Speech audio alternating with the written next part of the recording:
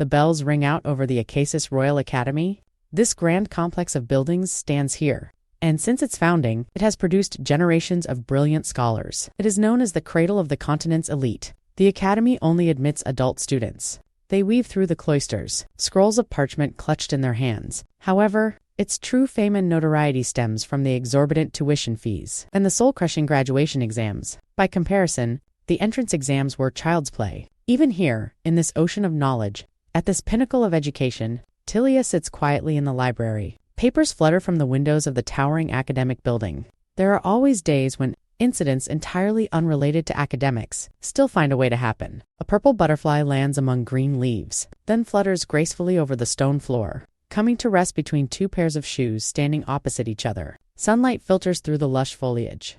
The purple butterfly beats its wings in the light and shadow. I like you. A young girl stands before Alex, her head slightly bowed. Her hands are clasped awkwardly in front of her. I know you usually don't accept things like this, senior, but just in case. Tilia hides around the corner of a stone wall, her fingertips tightly clutching a thick manuscript. She holds her breath.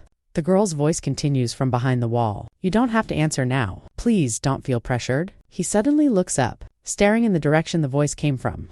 With trembling hands, the girl holds out a letter sealed with wax. I've put my dormitory key inside. It's for you. Tilia leans against the wall, crouching low, peeking at the two people nearby. Even if you don't accept my confession, please at least take that. What on earth is going on? In this school full of bratty nobles, to think I'd see such fervent devotion? Tilia watches the girl who handed over the letter, lost in thought. Tilia lowers her gaze and lets out a soft sigh. It's him again. A hand takes the envelope from the girl. Fingertips brush against the rough paper. Alex stands in the clutching the letter. He looks somewhat puzzled. Alex Davenport. He is the heir to the prestigious dukedom of Davenport and the academy's notorious Playboy. Yet, ever since enrollment, he has been the top student who has never lost first place. The grades are posted on the notice board. First place, Alex Davenport. Second place, Tilia Ambrose. Now Hayes, standing right beside me, even as we approach graduation, Davenport is first again. I really want to know, is there anything that guy can't do? But being too perfect is a curse of its own. People are constantly flocking to him. A red-haired girl stands among her companions, sighing in resignation. We aren't even engaged yet, so it would seem strange if I tried to keep him in line. Tilia stops in her tracks. She tilts her head, watching the silhouette at the far end of the corridor. Oh goodness, Cecilia, don't let it get to you. Davenport will come to his senses once he graduates. The chatter of the girls reaches Tilia from behind. My mother always says that men eventually crawl back to their families. Tilia sets off again. Her leather shoes strike the stone floor, making a crisp clicking sound. Will he really come to his senses? Looking at him now, it's not just a matter of being wild. Hayes, a top-tier playboy. Why? Why does everyone lose their mind over a guy like that? I will always wait for you to confess to me, senior. The girl's face is flushed red. She bows her head low, not daring to look forward. Then, she suddenly turns around and runs away, covering her face, leaving Alex standing there alone, holding the letter in his hand. Hey, Alex. Alex turns his head. He looks coldly at his approaching companions. How many times has this happened this week? Another key, I see. A few boys gather around, snickering. They clap Alex on the shoulder. If you keep this up, there won't be a single. For the rest of us, Alex silently gazes at the key in his hand. His eyes betray a hint of boredom. A group of boys huddles on the lawn. They crane their necks, looking into the distance, letting out rowdy shouts. Oh, what's going on now? Is it his turn today? Tilia sits in the shadows, resting her cheek on one hand. Her fingertips absent-mindedly brush against the pages. I really envy her. She seems so sincere. Tilia stuffs her book into her bag and zips it up. Men? What creatures? Those noble sons who used up all their luck on the entrance exam and have done nothing but repeat grades ever since. They gather in small groups by the benches, laughing and playing around. Having to attend classes with people like that, and even having to collaborate with them, that's the true tragedy of the final year. That said, unlike that silver spoon, flirtatious Alex Davenport, Tilia keeps her head down. Her long hair slides over her shoulder, hiding her expression. I have no desire to be adored by those fools. Must be nice.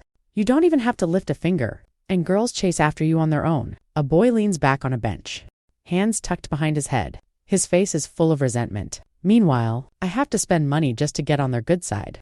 Maybe I should try pursuing her. Who? Another boy leans in, a frivolous grin on his face. Who else? Telia, Ambrose, Gregory, has a twisted smile on his face. Her family is nothing special. No status. And no money in telling you. She's the type you can play with and never have to take responsibility for. Telia stops with her back to the bench. Her fingers grip the strap of her bag tightly. Hey, you're being too loud. Gregory spreads his arms and leans back. His tone is full of disdain. Just you wait. Give me 1 week. And ill Alex suddenly clenches his fist. His knuckles cracked from the— Hello, Gregory. Miles. Telia turns around. Standing under the dappled shadows of the trees, she looks down at him with contempt. Telia, Ambrose. Gregory freezes. Cold sweat rolls down his sideburns. He scrambles to his feet, waving his arms incoherently. Hi. Telia, the weather. The weather is really lovely today. Gregory scratches the back of his head. A sycophantic grin plastered on his face, but his eyes shift with uneasy hesitation. Perfect timing. I actually have something to say to you, too. Telia stops under the sun-drenched tree. She tilts her head slightly, a gentle curve forming on her lips. Though her eyes are devoid of laughter, even if I were dead, I wouldn't sleep with you. Huh? Gregory freezes in place, his legs trembling slightly. Telia stands before him. Do I need to repeat myself? Even if I had to sleep with every man in the world, I would never choose you. Alex lowers his head, shadows covering his face. He lets out a soft chuckle. Telia turns around and looks at Alex. Alex gazes back at her. If been caught. Alex tilts his head back slightly, letting the filtered sunlight fall on his face. A playful smirk is on his lips. Telia carries her bag, looking down at Alex. Her eyes are full of contempt and disgust. I'd rather dig through trash than sleep with a toilet? Telia shoulders her bag. She lowers her eyelids. I'd rather dig through trash, because I never sleep with toilets. Stunned, Gregory demands, What did you say? A toilet. Telia walks forward without looking back. Gregory roars in anger behind her. Telia, Ambrose. Explain yourself. Gregory stands there shouting, Hey. Alex raises his hand, covering his lips. He looks somewhat taken aback. I don't believe that I'm the only one in the academy worthy of first place. Telia strides forward, her leather shoes clicking against the ground, making a sound. But if I'm stuck in second place for 4 years straight, pushed down by a guy like that, a hint of melancholy flickers in Tilia's eyes. As she gazes into the distance, all the effort I've put in. Telia stands alone in the shadows of the academy. She looks at the distance, at the groups of classmates. Their laughter and joy seem to have nothing to do with her. Judy comes running from a distance, waving her arms. She shouts loudly, Telia. Telia stops. Her shoulders quiver slightly. She looks a bit surprised. Panting, Judy catches up. Hands on her hips, she asks, Where have you been? Judy clutches her books tightly to her chest, a bright smile on her face. I even went to the library to look for you. Telia lowers her eyes. She explains softly. The library was too noisy, so I went to study outside by myself. If I hadn't come to this academy, my life would probably be even more of a disaster. Telia sets off, walking along the academy path. Now, I should focus on preparing for the graduation exam, because that's the only thing I can do right now. Telia walks forward with her bag. Judy stays close by her side. The two of them walk side by side through the thick shadows of the trees. The next day, Judy looks down from the terrace. She lets out a gasp. Oh, it's Alex Davenport. Judy leans against the railing, watching the training grounds below. Combat drills aren't even a required subject, yet Hayes still so diligent. Telia stands to the side, lowering her gaze, lost in thought. He could have been a knight. Why did he come to the Royal Academy? On the training grounds, sword shadows weave. Alex is in a fierce exchange with an opponent. The sound of clashing metal rings out. Who knows? Judy looks at the figure below, guessing to herself, if he joined the knights, he probably wouldn't be able to date so freely.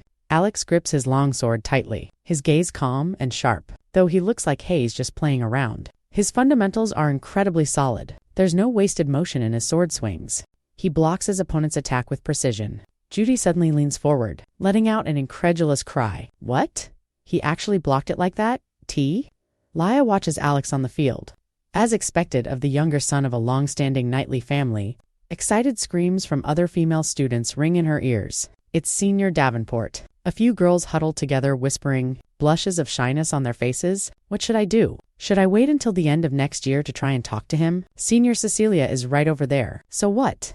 One girl retorts dismissively. They aren't even engaged yet. I just want to have some fun. Besides, I heard that Senior Davenport never rejects a woman who approaches him. The world really is unfair, isn't it?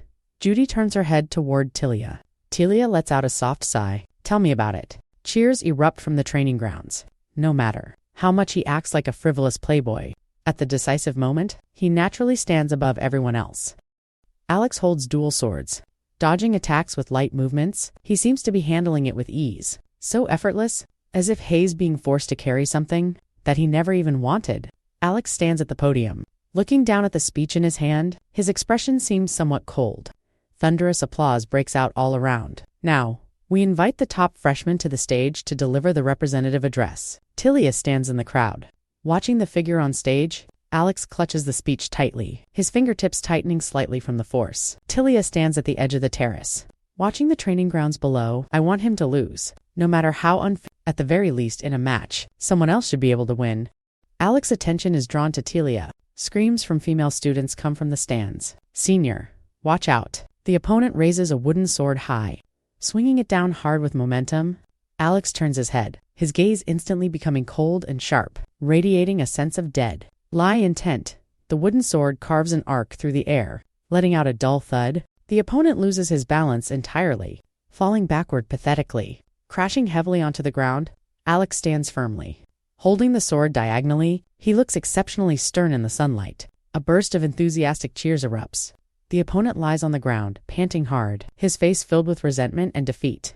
Judy claps her hands excitedly, jumping up and down on the terrace. Wow, that was amazing. Did you see that? Tilia turns her face, calmly watching her friend beside her. Were you just cheering for Davenport?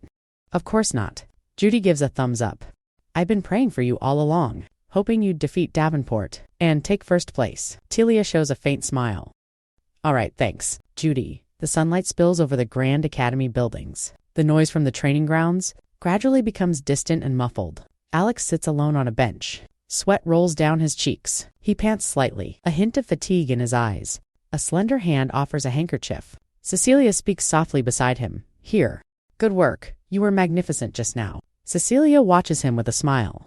Alex takes the handkerchief, asking in a low voice, What brings you all the way out here? Cecilia turns around, looking at the scenery in the distance. Same as you. I just wanted to feel the breeze and clear my head. Alex stands up and adjusts his sweat-dampened shirt. Cecilia tilts her head slightly. Her gaze falls on the shade of the trees nearby. Tilia is standing by, gently brushing her long hair behind her ear, a gentle smile on her face. Nearby, Judy is gesturing excitedly about something. Alex follows her gaze, staring at that figure. Tilia, Ambrose. Cecilia stands there, her expression somewhat pensive. Gregory. Hurried footsteps echo in the empty corridor. Panting, he chases after Tilia. Can I have a moment of your time to talk? Tilia stops. Turning her head with a cold expression, Judy sticks close behind her, staring warily at the newcomer. What do you want? Gregory. Miles, what are you looking for, Tilia? Tilia gently pats Judy's shoulder, soothing her companion. It's all right. Judy, can you go to the lecture hall and wait for me first? Judy turns back hesitantly, her eyes full of worry. Tilia gives a reassuring smile and pushes her back, gesturing for her to leave. It's fine. Go on. Tilia stands alone in the corridor. Her long hair falls over her shoulders, a sense of detachment in her eyes. Gregory rubs his hands awkwardly, fine beads of sweat breaking out on his forehead. About before.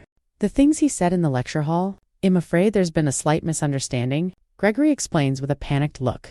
I don't know how much you heard that day, but Tilia tilts her face slightly, staring at him with icy eyes. Let me think. Is it because you called me an easy woman? Or because you said the kind of girl where, even if I were raped, there wouldn't be any consequences? Gregory's face instantly turns deathly pale. You. What kind of girl says things like that? No, it's not like that. He waves his hands frantically, cold sweat dripping from his brow. Was that all you heard?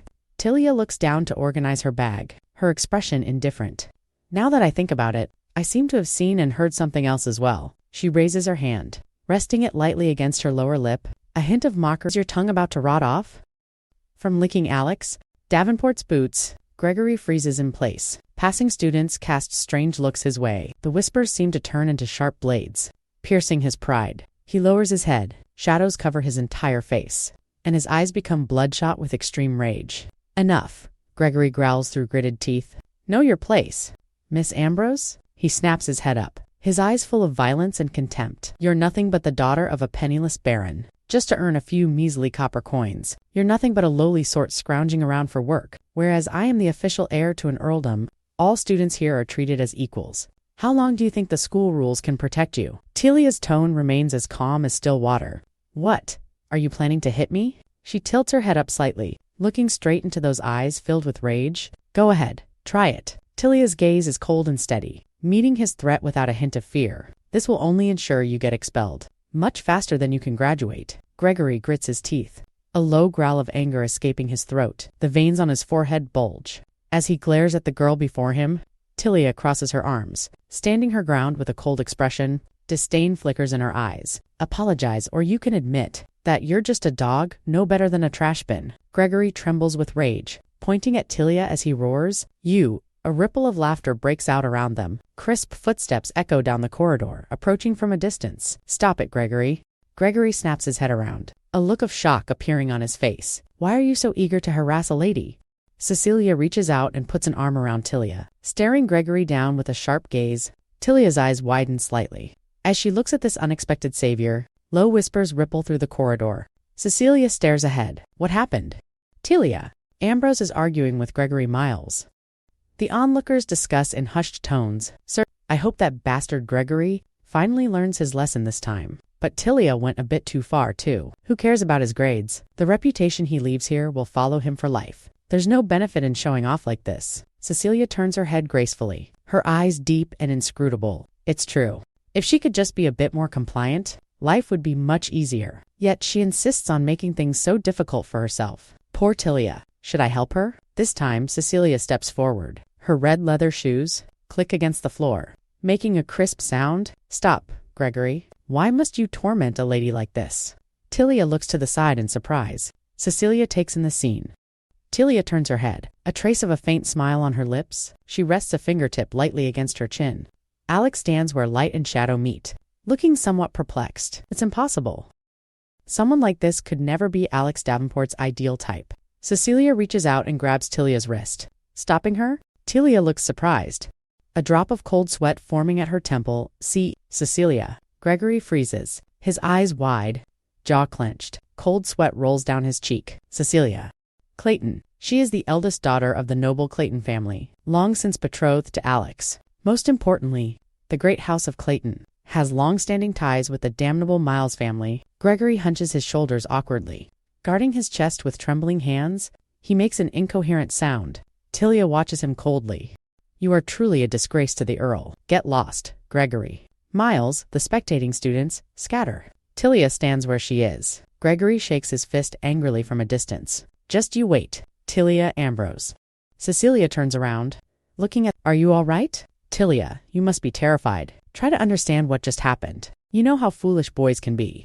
Tilia keeps her head down, adjusting the strap of her bag. I don't really care, so you don't need to worry about me. Tilia, you're so incredibly calm. I'm quite jealous. Cecilia leans closer to her face, a gentle smile on her lips. I'm not very good at handling these things. Tilia turns her head, a hint of aloofness in her eyes. Speaking of which, Tilia, Cecilia asks softly, have you considered finding a job in the future? Tilia asks, why? The female secretary at the Marquis' estate office just got married, so there's an opening now. Cecilia strokes her hair, smiling brightly. With your personality, I think you'd make an excellent secretary. If you're interested, I can ask my father to write you a letter of recommendation. What do you think? You're both bright and sharp. I think work as a secretary would suit you better than being a tutor. Cecilia covers her mouth slightly, her eyes gleaming with anticipation. Thank you very much. Cecilia? Tilia nods her head slightly. If my grades ever slip, I'll consider your offer. Have a pleasant day then. Tilia walks away alone. A heavy book is slammed onto the table, making a dull thud. Gregory Miles. That guy is an absolute bastard. Right? I can't believe he said such trash to you. Judy slams the table in anger. If I had known this would happen, I never would have come back to the classroom first. It's fine. It wasn't anything serious. Tilia sits in her seat, looking down at the book in her hands. But you must tell me next time. Then I can go and argue with him alongside you, and give him a good scolding while I'm at it. Judy waves her arms, her cheeks puffed out with anger. Tilia turns her head, watching her indignant friend. You actually know how to swear. Of course, that jerk. Judy's eyes widen. Just as she's about to curse loudly, Tilia suddenly reaches out and covers her mouth. She looks a bit alarmed. Good grief. Where did you learn such foul language? Tilia releases her hand with a sigh. Judy replies vaguely. My brothers taught me. Anyway, trust me. A guy like that is nothing. Judy shakes her fist. Tilia lowers her eyelids, letting out a soft sigh. Ah, right. Do you want this? My father just bought it. Judy rummages through her bag. What is it? This is what everyone's been drinking lately. It's holy water filled with sacred power. Judy pulls a delicate small glass vial from her bag and holds it up high. If you drink this, you'll feel totally refreshed. Your focus and memory will improve significantly. Judy swirls the clear liquid in the bottle, her eyes full of expectation. At least, that's what my brother says. Holy water. Originally supplied to the knights fighting magical beasts, but now money is the new power. Even the temple has turned into a pack of merchants. I even specifically learned what to watch out for when drinking this. Judy points excitedly at the vial. Tilia turns her head and gives a slight wave of her hand. No thanks, you drink it. If you keep giving me all the good stuff, won't your parents be angry? Judy stops what she's doing. Her expression looks a bit surprised. What are you talking about? My dad even asked if you needed anything else. Judy gazes earnestly at her friend. He said, if it wasn't for you, I would have failed my exams long ago, so of course I should do this much for you. Judy picks up a book from the table. Oh, is this book also part of the exam?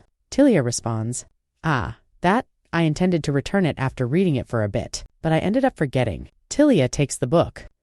I'll go study at the library for a while and then come back. You can go to sleep first. Tilia walks toward the door.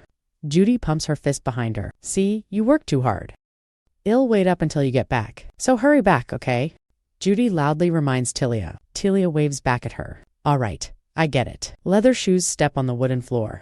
Making a slight sound, Tilia walks alone through the dim corridor. I'm sorry, Judy. Tilia lowers her eyes. Her expression looks a bit melancholy. You must have something that belongs only to you. Tilia, that is something that belongs to you alone. Something that no one can defile. Her mother holds the young Tilia tenderly. Sitting on a chair surrounded by flowers, whispering softly, Tilia clutches her bag.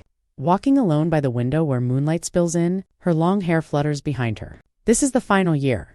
If I can get good results in the graduation exam and achieve a result that everyone has no choice but to acknowledge, Tilia holds the heavy books, walking alone through the empty, silent hall, looking up at the faint light pouring down from the high windows. Then I can finally be free. In the empty library, there is only one desk lamp, emitting a dim yellow light. Tilia sits alone at the long table, head down, writing. The tip of the pen rubs against the paper, making a rustling sound. The last student gets up from their chair, dragging it across the floor. With a harsh grinding sound, Tilia stops writing. She looks up at the large clock on the wall. It's even later than I imagined. Judy must still be waiting for me. Tilia packs her bag. She walks quickly out of the library doors, crossing the silent corridor. Tilia suddenly stops. Her pupils contract sharply. Her expression looks a bit terrified. Tilia catches her breath sharply. She turns her face, looking startled. Alex lowers his eyes, gazing at the girl in his arms. He warns her in a low voice. Alex steadily supports Tilia's shoulders, holding her close to his side. Tilia's body goes stiff. Her palms press awkwardly against her chest. She looks up at the face so close to hers. Alex Davenport. Tilia is trapped between his arm and the wall. She looks up in shock, staring at the man before her. Alex Davenport? Alex lowers his eyes, gazing at the girl right in front of him. He falls into silence. He asks unhurriedly, Aren't you leaving? Tilia turns abruptly. She runs quickly out the door, vanishing at the end of the corridor. Leather shoes step on the ground, making a dull sound. He scared me. Tilia moves away without looking back. Is he pretending not to know what happened last time? That would actually be more convenient for me. Tilia walks down the path with her head down. Now is not the time. I should go back to my room and review. Just a little more study. I need to get at least 4 hours of sleep. Alex walks behind her. His pace is steady, always maintaining a certain distance. Tilia keeps her eyes tightly shut. The sound of footsteps echoes in her ears. Tilia quickens her pace. She feels as though she has been walking with Davenport for a long time. Is it just my imagination? She slightly turns her face. Glancing behind her out of the corner of her eye, Alex is expressionless. Quietly following behind, the two walk one after the other on the stone path. Their shadows are stretched very long. Cold sweat breaks out on Tilia's forehead. I don't know what Hay's thinking, but it's so annoying. She lowers her head, avoiding the gaze from behind. Alex watches her back. A faint, almost imperceptible smile tugs at the corner of his mouth. Tilia stops abruptly. She turns around to face the man behind her. What is it? Her brow furrows slightly. There is a hint of irritability in her voice. Why do you keep Alex? Cecilia runs over quickly. Her skirts swing. Are you here to pick me up? Alex turns his head. Looking at the girl running towards them, Tilia stands to the side, looking a bit awkward. Cecilia stops in front of them, her tone light and cheerful. What wind blew you here? Why did you come all this way specifically? Is the sun going to rise from the west tomorrow? She notices Tilia nearby, showing a look of surprise. Oh, Tilia is here too. Are you both heading back now? Tilia lowers her eyes, responding softly. Ah, yes.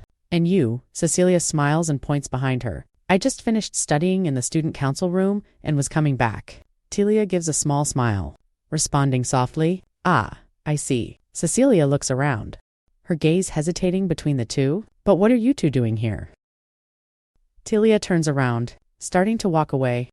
Then I'll be going now. You two have a good study session. Tilia walks alone through the empty campus.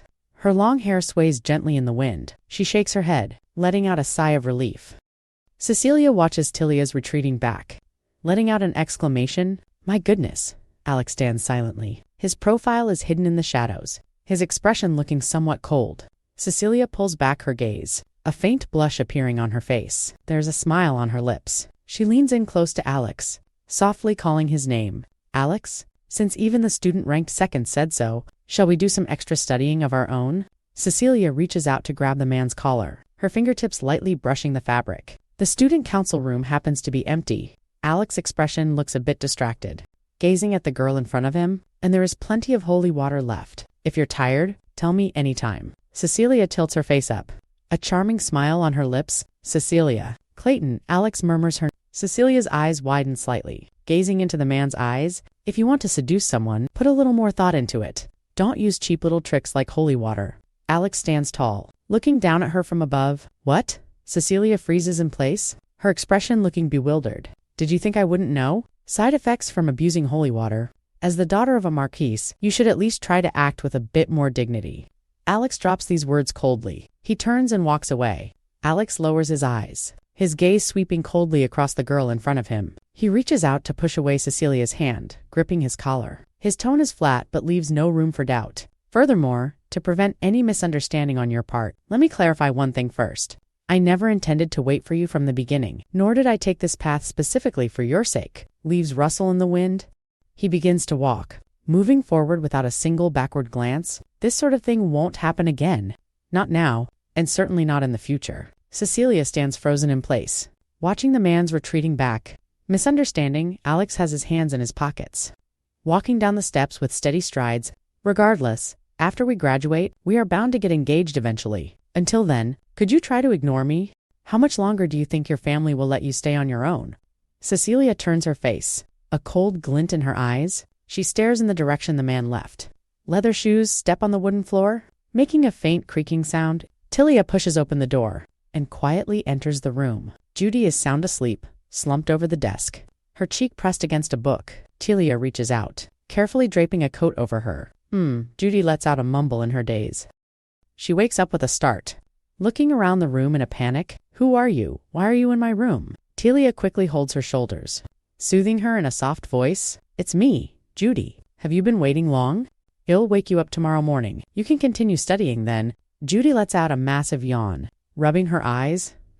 Tilia, did your studying go well today? Nothing happened, right? Like something with Gregory or whatever. Judy's eyes are half closed, as she asks softly. Happened? Tilia lowers her eyes, the image of Alex appearing in her mind. Nothing happened. Tilia replies softly, masking the turmoil in her heart. So sleep peacefully. You need to rest well before the exam. Tilia sits on the edge of the bed, tucking Judy in. You're right. Judy burrows into the covers, letting out a satisfied sigh. Good night, Tilia. Yeah, Tilia watches her friend's sleeping face, a gentle smile on her lips. Good night to you, too, she whispers softly, turning her gaze toward the window. A full moon hangs high in the night sky. Cold moonlight spills into the room. The entire academy has fallen into a deep silence. Alex walks alone on the stone path. Streetlights cast a dim yellow glow. Leather shoes tap against the ground, making a crisp sound. He stops walking and looks up at the night sky. Tilia's figure surfaces in his mind. He turns his head, looking somewhat melancholy. Alex narrows his eyes slightly, the corners of his mouth curving upward into a meaningful smile. The full moon hangs high, shrouding the entire academy in cold moonlight. Alex stands with his hands on his hips, in the empty courtyard, looking up at the moon. Once these exams are over, he turns his head, his gaze deep, Vacation will finally begin. Telia lies in bed, eyes tightly shut. In a deep sleep, she is clutching a book to her chest. Moonlight passes through the window, gently covering her body. Judy, letting out a wail of despair. I'm screwed. Judy collapses entirely against the tabletop, howling loudly as if to vent. I'm really truly screwed. Telia gently pats her back, soothing her in a low voice. Calm down, Judy.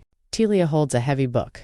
Lowering her eyes, we've only finished one subject. If you work hard from now on, you can definitely do well in the remaining ones. Judy remains slumped on the table, turning her face toward her friend. You obviously did well, didn't you? I'm just hoping I don't fail completely. Telia sits in her seat, writing on paper with a pen in her hand. The pen makes a rustling sound. I don't know how many points I'll get either. Judy turns to look at Telia. You always say that, but I know you do great every time. Remember that one time you said you weren't? Sure, but you ended up taking first place in that humanities class. The quill in Tilia's hand suddenly stops. Sorry, I shouldn't have mentioned that. Judy waves her hands awkwardly. Looking flustered, it's fine. A very faint curve appears at the corner of Tilia's mouth. Yeah, there was indeed a time like that.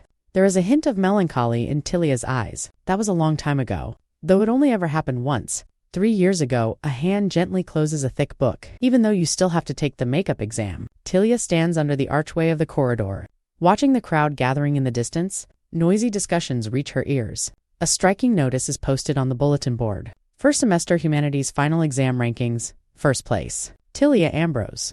Tilia's eyes widen suddenly. Staring at the name on the list, she lets out a short gasp of surprise. Alex, what's going on with this? A student stands in front of the bulletin board, asking loudly, what on earth were you doing yesterday? To actually miss the exam? Alex turns his head, looking somewhat absent-minded. Alex stands in the middle of the corridor, facing the stares of his companions. He answers in a flat tone, I was too tired, so I fell asleep. Tilia stands not far away, clutching her books, silently watching that retreating back. Wow, look at how indifferent you are. The people around him let out a cry of amazement. This guy really is the most carefree one. Tilia lowers her eyes, hiding the emotions within. He always acts like this. Yet he still manages to take first place in the end, even though you really do have to take the makeup exam this time. His companions crowd around Alex as they walk away. Is this the confidence of the strong? Tilia lowers her eyes, whispering softly. Confidence? Tilia stands where light and shadow intersect. Her face is flushed red, and she bites her lower lip tightly. I feel so ashamed, even if it was only for a split second, that I actually felt happy because I beat Alex Davenport. It makes me feel disgusted with myself. I feel so humiliated. It's almost unbearable, because that sense of achievement was nothing more than something given to me, based on someone else's whim. A giant foot crushes the mirror's surface. Shards fly in all directions. Tilia's small, frail figure, looking precarious amidst the cracks. Whenever I look at you, those struggles of mine seem so pathetic. Even just once in your life. Have you ever fought desperately for anything? Tilia's silhouette continues to fall through the darkness, eventually shrinking into a tiny speck of light. That's why I hate you. Judy sits at the library table, carefully observing the expression of the person beside her. Judy hunches her shoulders, speaking tentatively. Tilia, are you angry? Tilia stops her pen. She turns her head. What are you talking about? Why would I be angry? Judy fidgets with her fingers awkwardly, muttering under her breath. It feels like you don't really like talking about that exam. Judy, looking somewhat dejected. I'm always so stupid. Even though you've helped me so much, my grades haven't improved a bit. Judy suddenly lunges toward Tilia, grabbing her arm tightly, but I'll keep trying. So please, don't leave me behind. Okay, Tilia reaches out and gently strokes Judy's hair. Stop letting your imagination run wild. How could I ever leave you? Judy buries her face in Tilia's chest, her voice muffled. Thank you, you're the only one I can rely on. Judy suddenly looks up, her eyes shimmering with an expectant light. If I really do end up repeating a grade, you'll stay in school to be with me, right? Tilia looks troubled, slightly turning her face away. I'm afraid that might be a bit difficult. Judy lets out a wail. Why? Tilia explains helplessly. Sorry, I'll agree to anything else, but I can't repeat a grade. Judy breaks into a cold sweat in her anxiety, clamoring loudly, but if you graduate, you'll definitely find a job right away. Tilia, do you really have the heart to be separated from me like this? Tilia gently pats Judy's back, her gaze becoming firm. I can't keep wasting money on tuition. I must graduate. Tilia gazes out the window, her voice light as a breeze. And then leave here.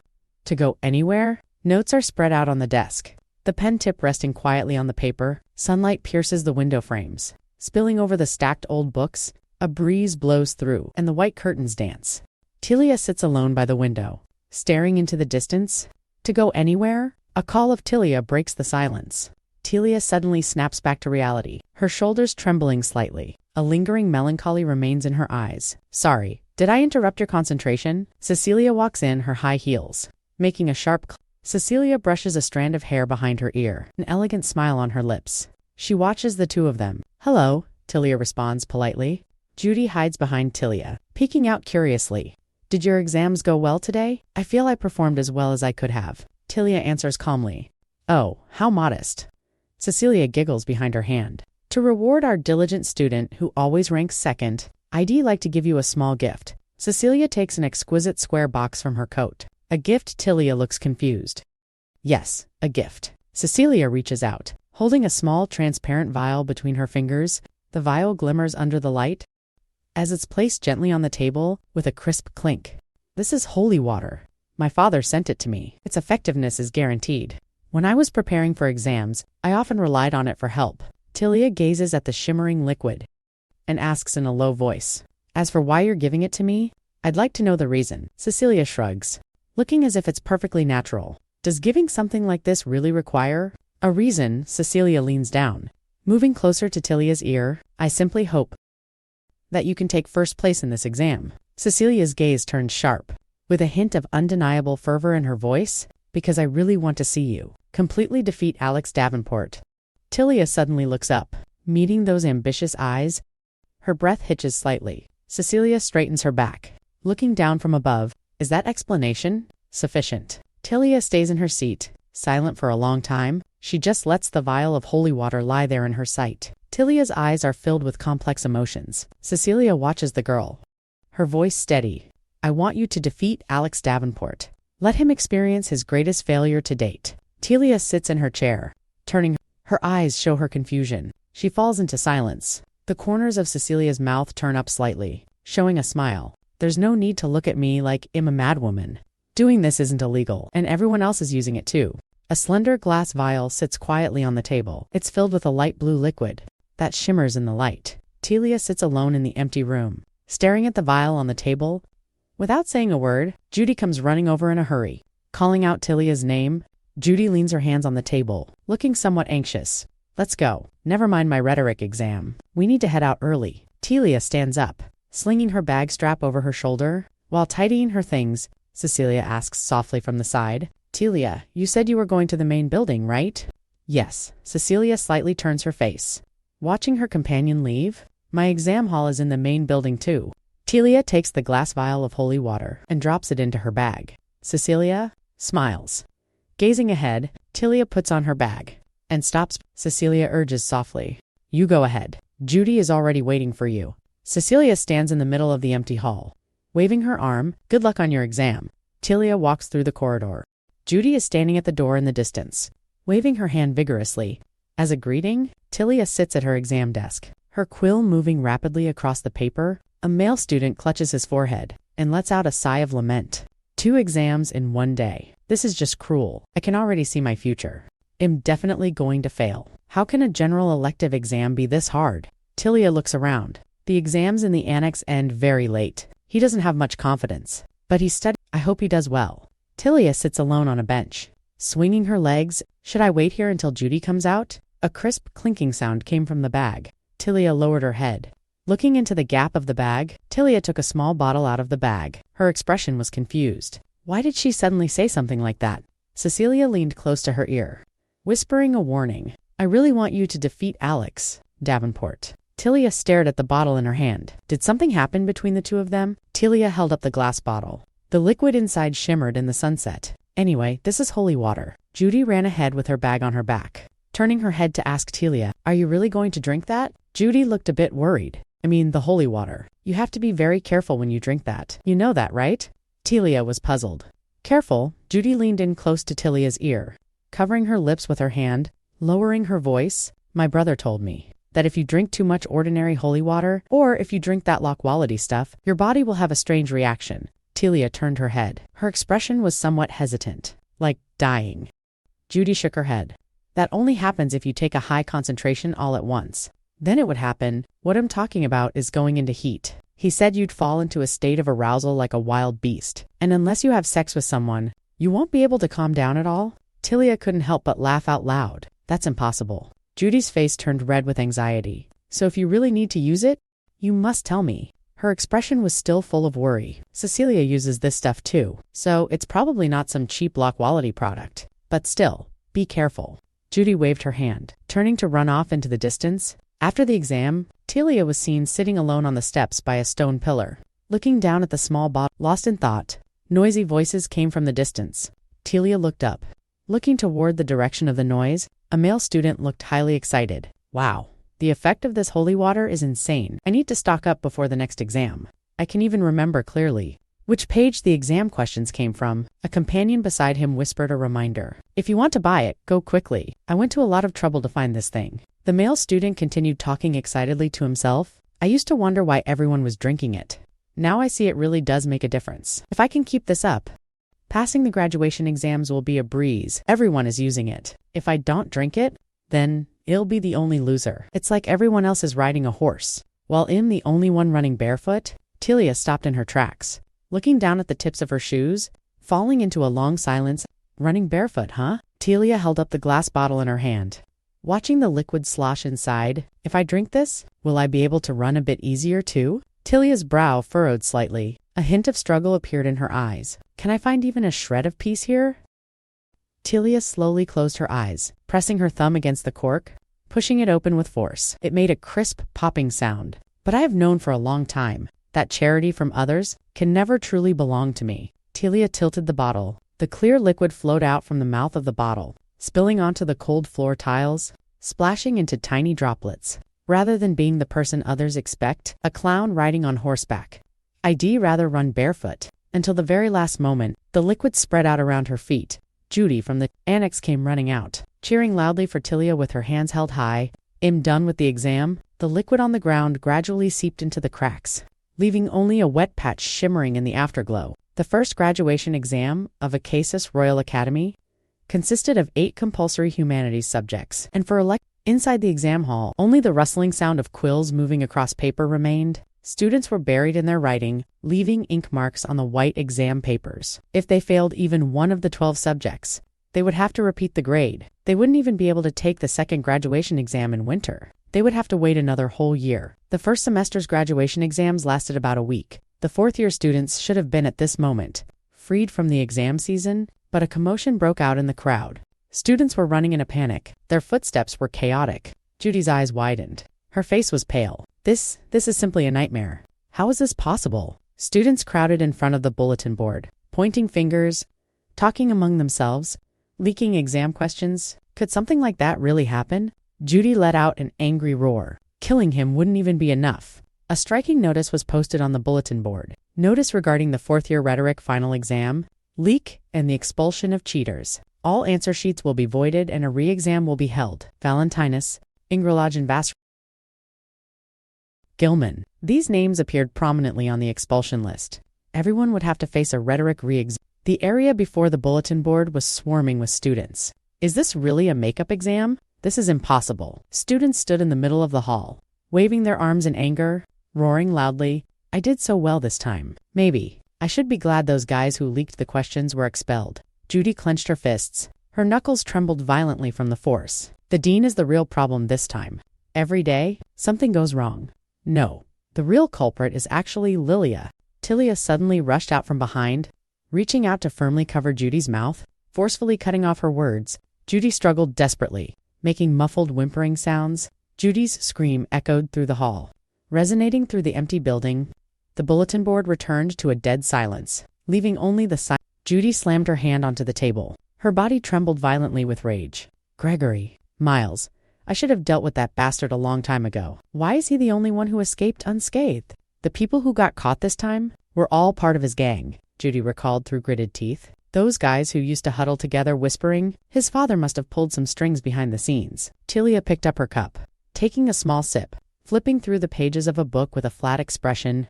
At this point, this isn't really surprising anymore. Judy suddenly let out a cry, covering her cheeks tightly with her hands. her eyes wide with extreme terror. She suddenly leaned closer to Tilia, lowering her voice, whispering into her ear. Don't you think, if you think about it carefully, that this whole thing is very suspicious? Tilia was puzzled. What are you talking about? The Earl of Miles and the Dean are best friends, right? Isn't that how Gregory passed the entrance exam in the first place? If you think about it, someone like him getting into this academy doesn't make sense at all. Gregory quietly poured the potion into the cup. Judy slammed her hand onto the table. Her body trembled violently with rage. Anyway, I'm so angry, I'm going crazy. Judy stood up abruptly, knocking over the chair behind her. They are the reason for all this chaos. Tilia soothed her. Calm down, we have to study. The makeup exam is in 4 hours. Tilia picked up the cup, took a small sip. Her gaze fell back onto the pages of the book. But as long as we finish the makeup exam, the first semester will finally be over. Tilia's movements suddenly froze. What is it? Judy tilted her head in confusion. Tilia put down the cup in her hand. Her brow furrowed slightly. This water tastes a bit strange. Maybe there was something on the cup. I'll go to the restroom to wash it. Tilia stood up with the cup and walked quickly toward the library exit. Gregory watched her back. Judy shouted, Okay, come back soon. Gregory, watching Tilia leave with a gloomy expression, he quickened his pace to follow. Closely following her into the hallway, their figures disappeared into the depths of the doorway. Cecilia rested her chin on her hand. Her fingertips tapped gently on the table. Maybe next time I should paint it black, instead of such a conspicuous bright color. The cup slammed heavily onto the sink. Water splashed everywhere. Tilia braced herself against the counter with one hand. Her body swayed as she lost her balance. Something doesn't feel right. Tilia looked at herself in the mirror.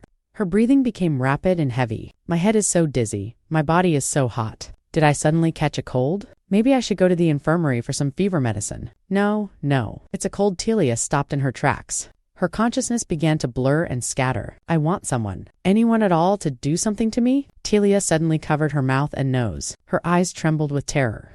What was I just thinking? Even something ordinary, if taken in excess, the body will have a strange reaction. That is heat. Falling into a frenzy, just like an animal. If I don't sleep with someone, it's absolutely impossible to calm down. Tilia stared intently at the mirror. Her hands braced against the cold tiles. That must be a lie. Why? Why me? Tilia turned her head sharply, looking at the water cup on the sink. When did he, and how did he do it? Tilia looked toward the door. It was Gregory Miles. He was hiding in the shadows of the corner. His hands were neurotically interlaced and clenched. A twisted smile hung on his face. Come on out. No matter where you hide, it's definitely going to be fun. Tilia held her breath. Her eyes were wide with anger. Her pupils contracted violently. You despicable, shameless bastard. How could he go this far? Tilia clenched her fists tightly. Her knuckles trembled violently. What on earth does he think of me? To actually use this kind... Tilia lowered her head. Standing in the middle of the dim hallway, she fell into a deathly silence. Now was not the time to think about this. Tilia looked up abruptly. Enduring the abnormality of her body, she looked toward the end of the hallway. Gregory blocked the doorway. There's no way out through there. Tilia moved with difficulty, supporting herself against the wall. Her body was swaying badly. I must escape by another path. Tilia climbed over the windowsill. Her hands gripped the edge of the stone bricks tightly. The cold wind whistled past her ears. Quieter, just a little quieter. Tilia grit her teeth. Forcing her weakened body to stand up, Tilia slumped to the ground in exhaustion. Her back slid down the wall. She let out a muffled groan of pain. Although I successfully escaped, but what should I do next? Tilia curled up in a corner of the empty hallway, panting heavily. The exam is about to start. In this state, there's no way I can go to the exam hall. Tilia looked down at her trembling hands. Sweat dripped from her fingertips. What should I do? Tilia closed her eyes tightly, breathing rapidly with a flushed face. It's so hot, I can't take it anymore. Tilia stood up unsteadily, shuffling forward with weak steps. Anyone, please, save me, I beg you. Tilia reached out a trembling hand. Her fingertips feebly grasped at the empty air. Please, anyone at all, do something to me. Tilia looked ahead with blurred vision. A figure was lying on a bench. Tilia's eyes widened suddenly. Her pupils trembled in shock. An unusual flush rose to her cheeks. Alex? Davenport. Tilia cried out in her heart. Alex sat up from the bench. He was still holding an open book. His expression seemed somewhat confused. Why are you here? Tilia staggered backward. Her body trembled from the effort of restraining herself. No, not you. Anyone else is fine, but you're the only one. Tilia turned around, trying to take heavy steps to escape from that trash called Alex. Tilia bit her lower lip hard. Sweat slid down her cheek. Her consciousness struggled in the chaos. Alex was stunned in place. Watching Tilia's pained expression, his eyes were filled with surprise. Absolutely not. It absolutely cannot be that trash. Alex. Alex's eyes widened suddenly. His pupils trembled in shock. Absolutely not. Tilia grit her teeth. Tears welled up in her eyes. Her vision blurred with pain. Are you saying you intend to take the exam in this state? You could go and beg the professor on your knees. If none of that works, you could even have Judy go find a priest. Or someone else. It's too late to try those methods now. Think carefully, Tilia. This is the only way to resolve this quickly. Those who are surrounded by many women would be happy to accept your proposal. And among them, the only person who won't develop any special feelings for you is that person, Alex. Davenport. Tilia lowered her head. Sweat slid down her cheeks, drenching her collar. Do you know? Alex Davenport. Alex froze in place. A bead of cold sweat broke out on his temple. He watched her in disbelief. Are you willing to sleep with me? Tilia buried her head deep. Her long hair covered most of her face. Her hands gripped her collar tightly. Her body trembled slightly in the light and shadow. Do you know me? Tilia avoided the other's gaze. I'm asking you a question. Alex furrowed his brows. His sharp gaze scrutinized the girl before him. I said, do you know me? I must be crazy. Tilia closed her eyes tightly. A deep flush spread across her cheeks. Tears welled up in her eyes. Why did I say something at a time like this? In a place like this, no matter how many women Alex Davenport has had by his side, he's definitely not the type of man to just pick any woman. Tilia walked alone across the empty square. Her back looked lonely and stiff. Sorry, it's nothing. Tilia spun around abruptly. Her long hair traced an arc through the air. She hurried past him. Alex froze in place, letting out a short exclamation. Tilia Ambrose. What on earth is wrong with you? Alex reached out and grabbed her wrist. His fingertips dug firmly into her slender arm, stopping her from leaving. I told you, it's nothing. What do you mean it's nothing? You look terrible. Alex held on to Tilia tightly. I told you. I'm fine, Alex. Alex watched her in silence. His eyes flickered with scrutiny and irritation. Tilia's mouth parted slightly. Her breathing grew ragged. A visible flush spread across her cheeks. If I don't sleep with you, are you planning to sleep with some other man? Alex tightened his grip. His knuckles were taut with strain. Are you planning on fooling around with some other bastard? Yes, Tilia said, her eyelashes lowered. Standing before him, she gave a soft reply. If you're scared, just say so. I'm not in the habit of forcing myself on a woman against her will. Alex leaned one hand against the wall, trapping Tilia between his chest and the wall. Now that we've come this far, how could I be scared? Tilia panted breathlessly.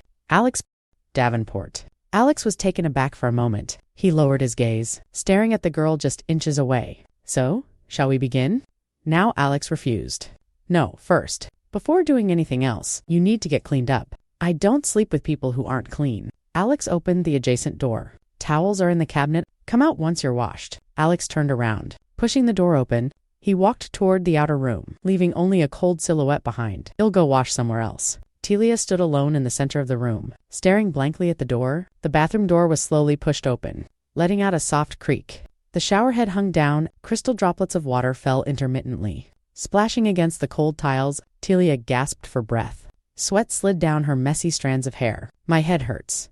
Tilia was wrapped in a large bathrobe. Her body swayed as she walked toward the door. Her bare feet stepped on the cold floor tiles. How much longer do I have to stay like this? I want to get out of here. I have to leave. Tilia stopped in her tracks. Her eyes were unfocused as she stared ahead. An unnatural flush rose in her cheeks. Her breathing became increasingly heavy. Tilia's shoulders shook violently with terror. This isn't me. This definitely isn't me. Tilia stumbled backward, crashing into the edge of the vanity. Her hands gripped the countertop tightly. I'm not like that. This is impossible. Absolutely impossible. Like this? Tilia lunged for the door, violently twisting the metal door handle. Why? Why won't it open? Tilia, what's wrong? Alex's voice came through the heavy door, laced with a hint of confusion and concern. The door won't open. Tilia cried out weakly for help. You have to pull it inward to open it. Tilia, can you let go of the handle first? Alex turned the knob from outside. The metal lock cylinder rattled violently. The door was suddenly shoved open. Alex rushed into the room. His eyes frantically searched for her figure. Tilia, what happened to your voice? Alex froze in his tracks, staring at the girl slumped on the floor. Tilia's clothes were disheveled. Her cheeks were flushed. Tears streamed continuously from the corners of her eyes. Come out first. I have... Alex averted his gaze. He turned to walk to the outer room. His steps seemed somewhat awkward. Why? Do even you think that I look strange right now? Tilia tilted her head up. Her blurred gaze followed his back. Her voice was raspy and trembling. This is impossible.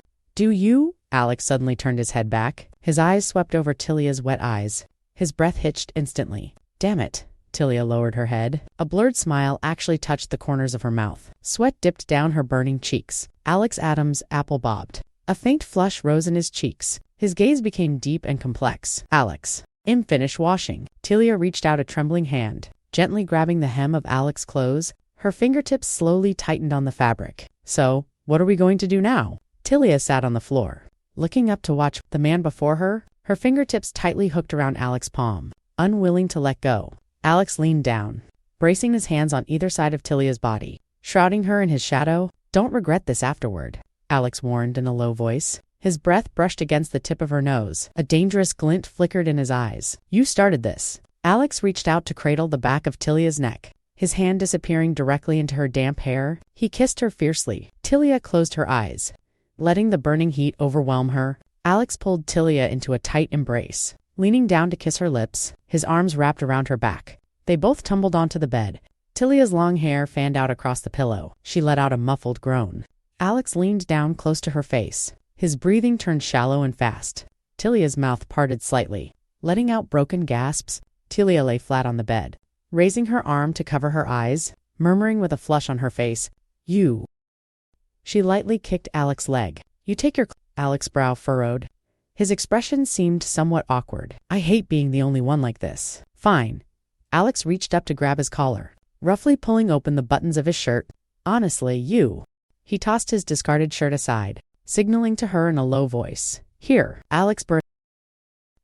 Watching the Tilia before him, satisfied now. Alex leaned down, burying his face in Tilia's neck. Tilia tilted her head back, letting out a low moan. Alex reached down toward his back, unfastening his trousers. Tilia's eyes snapped wide open. She cried out with a flush. Wait. Alex stopped his movements, looking down at her. Why? Are you scared? Tilia frantically looked away, stammering in rebuttal. No, that's not it. But Alex was leaning over her, his tone carrying a hint of teasing. You were so confident just now. He reached down with his hand, firmly interlocking his fingers with Tilia's. But no, you can't back out now. Tilia bit her lip, raising her head in a show of bravado. Who said I was backing out? This kind of thing is no big deal at all. Don't get the wrong idea. The corners of Alex's mouth curled up slightly, showing a playful smile. Ah, fine. This is strange. I shouldn't feel this way.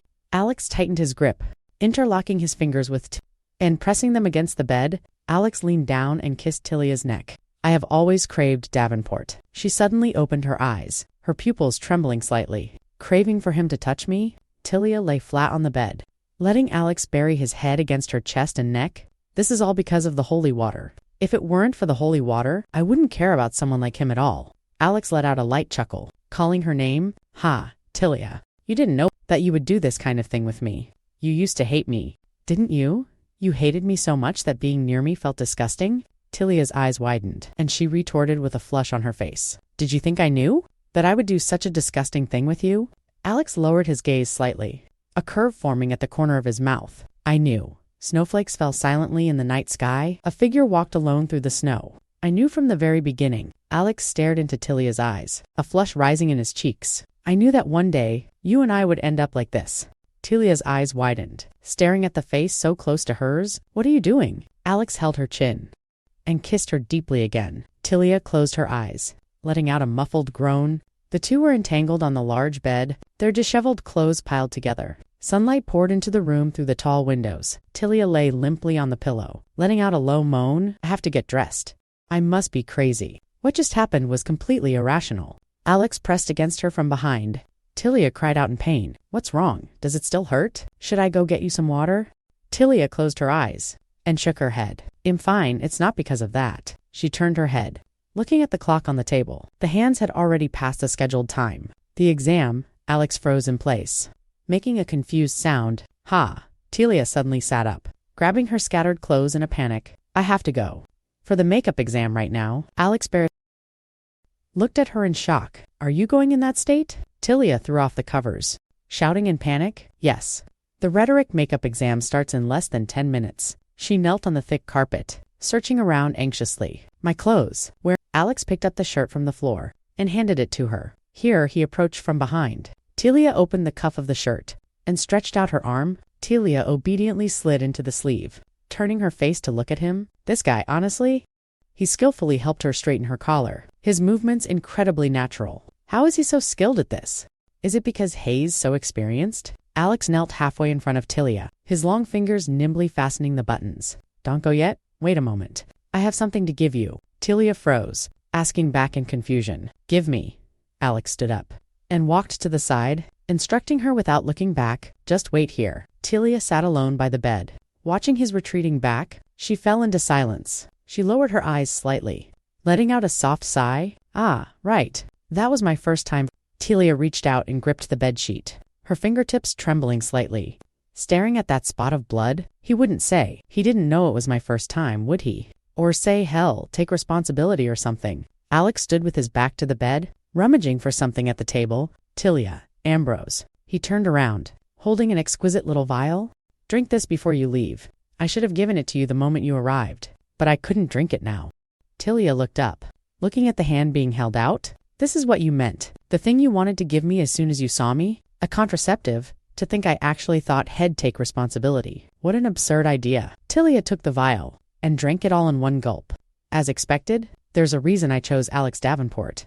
She slammed the empty bottle onto the table, making a sharp clink. I don't need to thank you, do I? Telia stood up and straight. One more thing. It goes without saying, but I hope what happened today stays between us. Telia turned her face away, avoiding his gaze. You don't want to be associated with me either, do you? I really have to go. If anyone sees me leaving the men's dormitory like this, especially with Alex, everything will be over. Alex stood by the door, bearish, staring at her with a stiff expression. What is he doing? Telia walked to the door and grasped the doorknob. You should get dressed quickly and go to the exam too. She pushed open the heavy door and walked into the corridor without looking back, disappearing into the light and shadow. The door slammed shut with a loud bang. Alex stood alone in the empty room, raising his hand to cover his forehead. He let out a short, cold laugh. Ha! He gritted his teeth, his eyes full of frustration and anger. Seriously? Are you planning to just brush it off like this? The makeup exam is now over. Please submit your test papers and answer sheets. Telia sat at the long table, stretching her back forcefully. Finally, it's over. She looked down at the exam paper in her hand. With this score, graduation should be smooth. Telia stood up, taking the exam paper toward the podium. Soft whispers of conversation filled the classroom. On the blackboard, it was written that one person was absent. The person who didn't come to the exam? Could it be Davenport? He doesn't seem to be in a hurry to graduate. That person used to skip exams often, just because he found them troublesome. This time, he probably didn't show up for a similar reason. Judy rushed over suddenly and threw her arms around Telia, calling her name loudly. Telia, where on earth did you go? Go. Do you have any idea how worried I was when I couldn't find you? Telia apologized softly, explaining that she had suddenly felt unwell. Judy buried her face in Tilia's arms. She complained in a low voice about her worries. Judy's eyes widened. Her expression seemed. Can drinking water really cause indigestion? Telia responded softly. Yes, I was lying in the infirmary the whole time, and I ended up losing track of time. Judy sat beside her. Her tone carried a hint of relief. You must have been too stressed, but it's a relief you made it to the exam. Judy looks down. Her voice became somewhat low. I was so worried something had happened to you. Actually, it's because of Gregory, Miles. He was right near that restroom you went to. Telia froze in place. Her flushed face was filled with confusion. Miles. Judy nodded vigorously. Her expression grew increasingly worried. Exactly. He was loitering right in front of the girls' restroom. When he saw me, do you know what he did? Gregory stood in the middle of the hallway, looking down at the petite Judy, greeting her with a frivolous tone. Hey, Judy. Wells, did Miss Ambrose go to the restroom? Judy hunched her shoulders, holding her hands tightly together. Her body couldn't stop trembling. That's exactly how he asked me. It was absolutely. That bastard is definitely trying to cause trouble for you. Telia lowered her eyes, echoing Judy's words in a soft voice. Yeah, I'm sure that's what he was thinking. Since Hayes already gone this far, I'll make sure Hayes kicked out of this school, in the most humiliating way possible. Judy moved closer to Tilia's face. Her eyes were filled with concern. But are you really? Okay, you look so pale. I have a permit to leave campus. Should I go out and buy you some medicine? Telia gave a helpless smile. What are you talking about? You only got that permit because there's a family gathering tonight, right? Judy grabbed Tilia's arm tightly, retorting loudly, "Is a party more important than you being this sick?" Letters and packages were neatly arranged on the desk. A quill pen rested quietly to the side. Of course it's important. Your brother Reiner, after 3 years, is returning home for the first time today? Tilia gazed at Judy. Her eyes, "I know how much you've been looking forward to this meeting. If you canceled your plans for me, I would feel even worse about it. So, just go." Judy squirmed reluctantly. But Tilia saw her friend's internal struggle. She suggested softly, "If you're really that worried, just buy me a chocolate bar on your way back. That's all I need." Sunlight hit the stationery on the desk.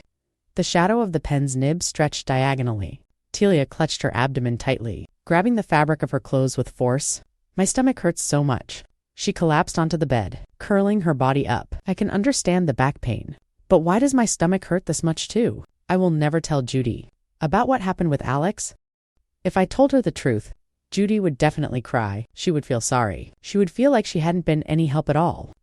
Tilia squeezed her eyes shut, her brow furrowed in pain. "I don't want to see that. It's not a big deal anyway."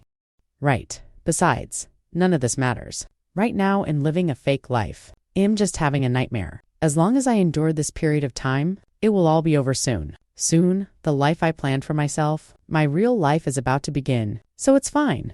Tears slid down from the corners of her eyes. Tilia turned her head to the side. Her fingers clutched her messy hair tightly. Gasping for breath, Alex looked down at her. Softly calling her name, Tilia's expression was confused. He reached out to brush aside her hair. "Why are you crying so hard? Does it hurt that much?" Tilia's eyes widened. Tears swirled in her eyes. "Or is it?"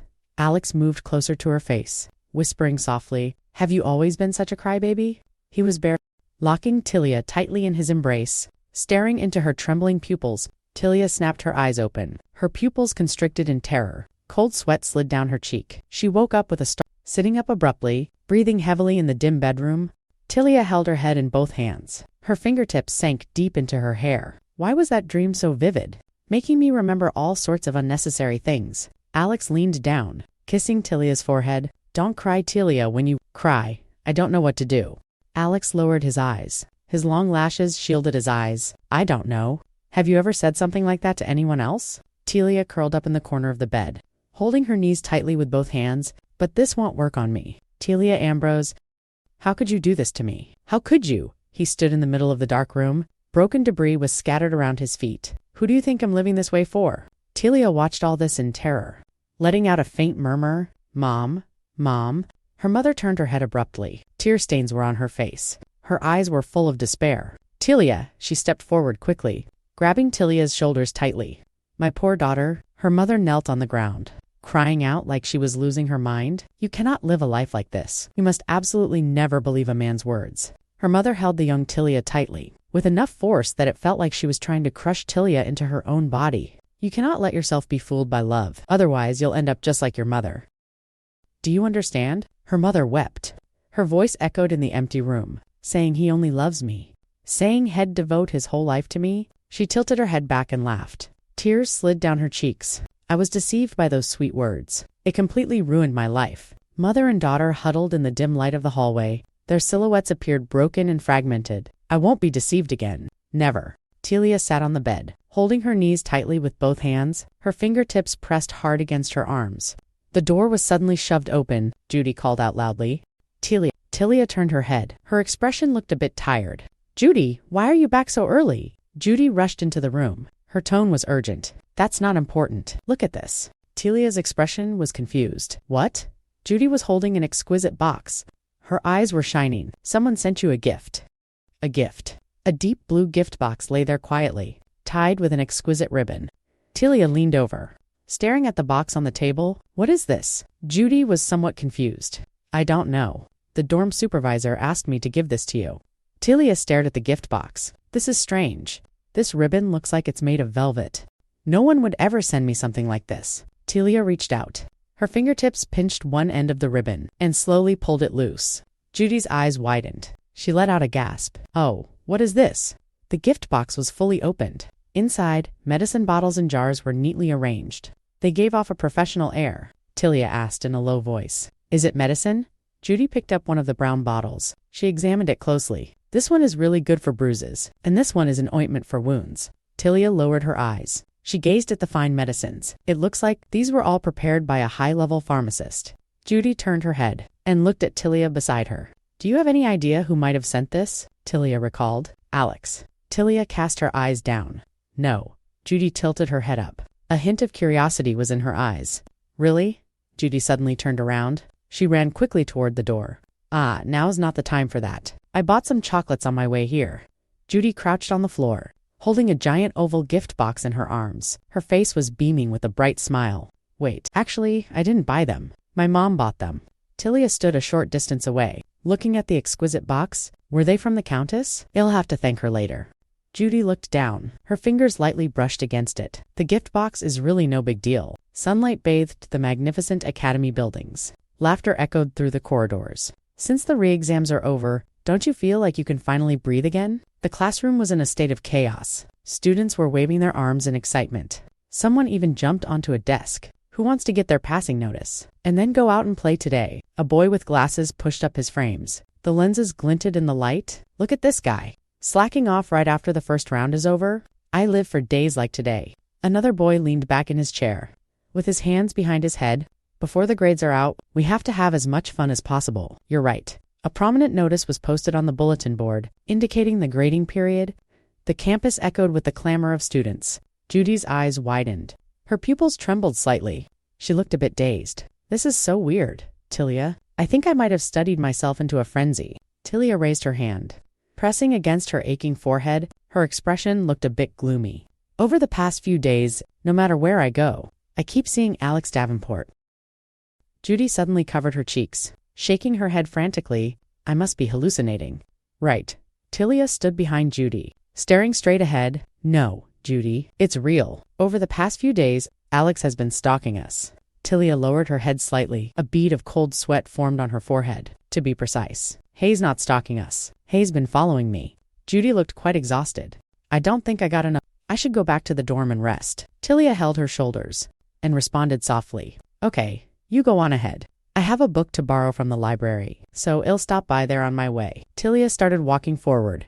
Alex stood with his arms crossed over his chest, standing quietly by a wall in the distance. Watching her walk away, Alex remained silent. His eyes never left her figure. Tilia reached out. Her fingertips brushed against the books on the shelf, making a faint rustling sound. What on earth is he thinking? If you were following me in broad daylight, I could at least say something. Tilia quickened her pace, looking somewhat uneasy. But he always disappears whenever I move, only to suddenly reappear the next moment. Forget it. I don't have time to worry about that. Tilia carried the heavy books, navigating through the library's towering shelves. Once the break is over, the final semester will begin. 2 students stood at the corner of the bookshelves, talking in hushed tones. Did you hear? Gregory Myers has finally been caught. Tilia stopped dead in her tracks. Her eyes widened in shock. Her heart skipped a beat. I heard the news too. They say Gregory was the mastermind, right? Tilia hid in the shadows of the bookshelf, holding her breath to listen. Apparently, ever since the entrance exam, Hay's been colluding with the dean. Then being expelled won't be the only problem, right? The 2 students walked away side by side, their voices echoing in the empty hall. Yeah, they're investigating everyone involved. So I'm wondering if the dean will be replaced because of this. Tilia turned her head. Her expression became solemn. What? 2 blurry figures emerged in the shadows. A tall man was shaking hands with the pudgy dean. So what Judy said was true. Although, before I even had a chance to take action, he got expelled. It's a good thing. But Tilia raised her hand, touching her fingertip to her lower lip. Lost in thought, he clearly escaped unscathed last time. Why now? But the important thing isn't the leaked exam questions. A student leaned into his companion's ear, lowering his voice, whispering. The other one looked stunned. This time they searched his dormitory, his room. The 2 students stood by the railing on the upper floor of the library, nervously exchanging information. They found something. Tilia hid in the shadows behind the bookshelf, holding her breath, straining her ears to listen to the sounds from above, found what? Her toe suddenly struck the edge of the bookshelf, making a dull thud. Tilia lost her balance and fell backward, letting out a cry of surprise. Whoa, help! The heavy books slipped from her hands and crashed onto the floor. A pair of strong arms suddenly caught her around the waist, steadying her unbalanced body. Alex leaned down and whispered in Tilia's ear, "Careful." The scattered books lay quietly on the wooden floor. Alex tightened his grip, drawing her into his arms. His gaze locked onto her face. You almost hurt yourself. A heavy book fell to the floor. Alex reminded her in a low voice. Careful. He pressed close to Tilia from behind. His warm breath brushed past her ear. You're easily hurt. The two students were startled. They looked around. Did you hear something just now? I heard it too. Tilia pried Alex's hands off. She nervously scanned her surroundings. Then she kept her distance from Alex. Tilia looked panicked. She looked into the distance. Someone's coming. Let's get out of here. Alex picked up the books from the ground. Alex reached out and handed her a book. Here, Tilia stopped in her tracks. She fell into silence. Alex lowered his eyes, Hayes making that look again. Those elusive, unsettling eyes. Tilia held her forehead. Alex. Davenport, come with me. Tilia walked quickly through the sun-drenched courtyard. Let me be blunt. He stopped walking. He gazed at her back as she stood before him. The medicine box that appeared in my dorm a week ago, you sent it, didn't you? Alex turned around. He silently lowered his eyes. Only he would send something like that. It even had ointment for healing wounds. I don't need it. Take it back. I'll say it again. I have no intention of getting involved with you. Just because of what happened. I'd much prefer it. If we could just act like nothing happened. Alex listened quietly. His gaze was cast down. His expression was dark and unreadable. I thought he would be the least of my worries. But it turns out Hayes the biggest headache of all. Tilia kept her eyes down, avoiding the gaze of the man in front of her. So, what I'm trying to say is, she looked up and stared directly at him. Could you stop following me everywhere? It's really quite troubling. Alex froze in place. Holding the heavy books in his arms, he looked somewhat taken aback. He silently lowered his head. A shadow covered the upper half of his face. Tilia let out a long sigh. Her brow furrowed slightly. What's wrong? Alex raised his hand. He covered his face tightly. He whispered her name under his breath. Tilia Ambrose. He lowered his hand. A playful smile played on his lips. I think you've misunderstood something. I have never followed you. Tilia showed a look of confusion. She watched the man in front of her. Really? Then this past week, who was the person haunting me like a ghost? Alex calmly walked ahead. Our paths just happened to cross. I went to the lecture hall to see a professor, and I only came to the library because I needed to borrow a book. Alex leaned down. He moved close to Tilia's face. You don't do you? Why act as if you're the only one allowed to be here? Tilia clenched her fists tightly. Her knuckles trembled slightly. Is he really going to be this despicable? Tilia suddenly looked up. Her eyes went wide. She questioned him loudly. Alex Davenport. Exactly how old are you? How can you be so childish? Alex let out a soft chuckle. Clearly an adult. I think I proved that quite clearly last time. He raised his hand. He rested it on his chin, looking perfectly composed. I am a perfectly capable adult. Images from her memory overlapped. Alex leaning over her in bed, their breaths intermingling. She stared at him with a flushed face. Tilia stood frozen. She stared blankly ahead. She suddenly snapped back to her senses. Her cheeks flushed instantly. She growled through gritted teeth. Hey, you jerk. Alex had a brilliant smile on his face. He stared ahead with a slight flush. Tilia gazed at his smiling face. Why is he smiling like that? She looked away. Her tone was cold. Fine. I just hope those coincidences don't happen again. I don't want anything to do with you anymore. My only goal is to graduate in peace. Alex tilted his head, responding nonchalantly. Then go ahead. Tilia, who's stopping you from graduating? He stopped walking. His tone became serious. That really was just a coincidence. As for the medicine I sent, that was just common courtesy. So don't overthink it. Tilia furrowed her brow. She stared silently at the ground. Alex lowered his eyes. His expression darkened slightly. You were injured, and I left quite a few marks on you. Didn't I? Tilia shyly turned her face away. Alex said helplessly. Calling a private doctor would have been too much. That's why I only sent them. Isn't that obvious? Since we are nothing to each other? Tilia closed her eyes, letting her hair flutter in the wind. Those elusive eyes? What on earth was I just thinking? Those looks didn't mean anything at all. Alex stood there dazed, looking a bit uneasy. I really picked a perfect piece of trash. Tilia opened her eyes. A self-mocking smile touched her lips. You're right. I misunderstood. Sorry. She touched her chest, looking at him with a flush on her face. Thank you, Alex. Davenport? Alex watched her in silence. A flicker of complex emotion crossed his eyes.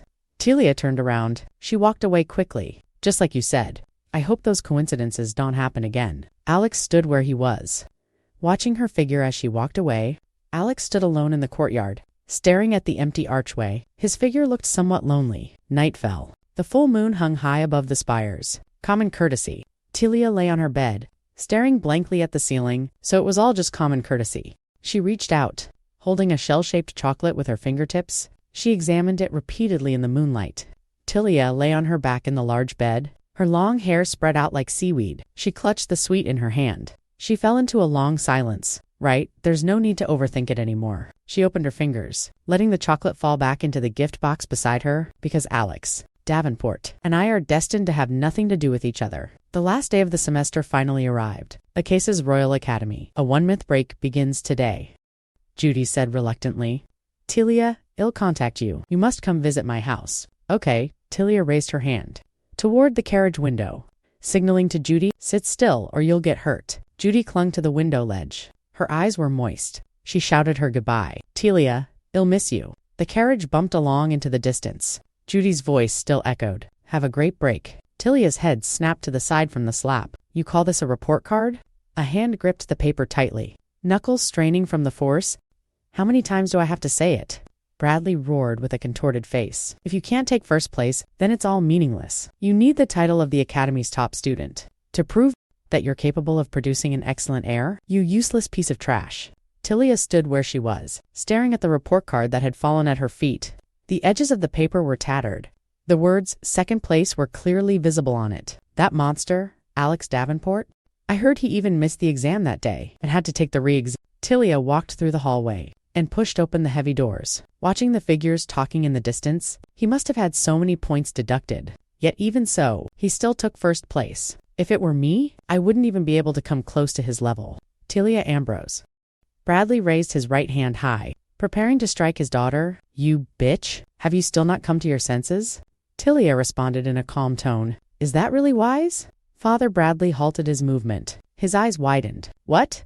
Tilia lowered her eyes. I have an appointment tomorrow. To dine at Lady Wells' estate. Tilia lifted her face slightly, looking at the furious man in front of her. You wouldn't want me to see them with my face looking like this, would you? Bradley froze in place, stammering out incoherent sounds. That? He suddenly turned around and roared at his daughter behind him. You idiot! Why are you only telling me this now? Bradley frantically flipped through the documents on the desk. He shouted with, go find a healer right now. Now get back to your room immediately. Tilia stood by the door, straightening the bow on her collar. Thank you, father. Damn it. Why did it have to be the Wells family? Bradley was left alone in the study, clutching his hair frantically. This is a massive business deal. Rumor has it that in the abandoned mine owned by the Wells family, there's a hidden vein of gold. We just need to use our influence to persuade Earl Wells to sell that mine to us. Once we confirm the gold vein is there, we mustn't start mining until the Earl has finalized the sale. Bradley stared intently at the letter in his hand, cold sweat trickling down his forehead. I worked so hard to get on her good side, and now that brat is making things difficult for me again. He suddenly clenched his fist, his knuckles making a sharp, cracking sound. He slammed the thick stack of papers onto the desk. Bradley grit his teeth, his face contorted with rage. Once you graduate from the academy, no matter what, I will sell you to the highest bidder. Tilia kept her head low, her long hair veiling half of her face. Clear red marks remained on her cheek. She stood there in silence. What should I do? Tilia walked through the empty hall alone, heading toward the stairs to the second floor. The story about going to the Wells estate was a lie. Do I really have to contact Judy? Good grief. The moment you return, this house becomes an absolute ruckus. George leaned against the second floor railing, looking down at Tilia. What kind of trouble did you cause this time? Don't tell me you've been fooling around at the academy. Honestly, women should just stay home quietly, look pretty, and marry into a rich family for a high price. That's their only purpose. He rubbed his chin with his finger, his eyes filled with mockery. I have no idea why father sent you to the academy. Just to stuff your head with that useless garbage? Tell me the truth. Did you sell your body to the professors? Tilia lowered her eyes, her voice icy. Why would I do something so stupid? She walked straight toward her footsteps echoing in the empty hall. I'm not a useless failure like you, who couldn't even pass the entrance exam. George froze in his tracks, staring at her back with wide eyes. He suddenly clenched his fist, his knuckles cracking loudly. It seems it's been a while since you've had a lesson. Is that so? Tilia stopped and glanced back at her brother. Hit me if you want, but you'd better remember one thing. I'm going to the Wells estate tomorrow. You should continue your act of being dignified and proper. After all, that's the only way you'll manage to trick a naive, wealthy heiress, just like father did. Isn't that right? George trembled with fury. He pointed up the stairs and roared hysterically. You bitch, get back here. Tilia Ambrose. This is nothing short of a disaster. I'd rather just be worrying about my grades. Tilia stood by the window, her long hair dancing in the wind. Her silhouette was cast in the dark room. This feeling is wretched. I feel like I'm dying. The door was slammed shut. Tilia leaned her back against the door and slowly slid down to the cold floor. She buried her face between her knees. Tilia, my lovely daughter. The voice from her memories echoed in her ears. A gentlewoman was holding a young girl. Her finger lightly traced the pages of a book. Her eyes were bright with laughter. My poor daughter. The woman's face gradually became clear. Sadness filled her deep green eyes. That was Evelyn Palmer. She was the third daughter of a wealthy earl and an outstanding graduate of the Acacia Royal Academy. And most importantly, she was my mother. Mother didn't want to live merely as a wife or a mother. She only wanted to exist as Evelyn. She resolutely broke off her engagement with a marquise. Carrying her suitcase alone, she ran toward that penniless but seemingly honest man, Baron Ambrose. Mother's life? From the moment she trusted father, she descended straight into hell. After the marriage, father revealed his true colors. He cruelly broke her. Mother became nothing more than an ornament. She withered away in isolation like a dying flower. Tilia, you are truly clever. My kind and brilliant daughter. Mother leaned against the headboard, whispering softly, as she stroked her young daughter's face, if only you weren't a girl. Tilia looked up at her mother in confusion. Tilia, do you understand? The moment we trust someone, we are already dead. We will die, and then we will be gone forever. Tilia's eyes snapped open. Her pupils trembled. With sheer terror, she screamed with all her might. Mother, mother, cause of death, an accidental fall. Mother's broken soul finally faded away completely. Tilia knelt in the moonlight by the window, weeping into her hands. A single shoe lay abandoned on the cold floor. Tilia curled up in a dark corner. She covered her mouth tightly with her hands. An involuntary sob escaped her. She collapsed onto the cold floor. Panting for breath, her body shook with intense agony. The Wells family. Tilia bowed her head. Her hair fell in a messy tangle over her shoulders. Since I lied about going to the Wells estate, she looked up toward the window where a faint light peeked through. I must contact Judy. Tilia stared down at her hands. Her fingertips were trembling slightly. I'll just tell Judy that I accidentally fell down the stairs. It's fine. An old portrait hangs on the wall. A young girl snuggles in her mother's arms. The scene looks exceptionally quiet under the dim yellowish light. Everything will be fine. Tilia kneels alone in the middle of the empty room, letting the faint dawn light spill over her, as if wanting to bury herself completely in those shadows. The grand estate mansion stands tall. A fountain leaps in the center of the courtyard.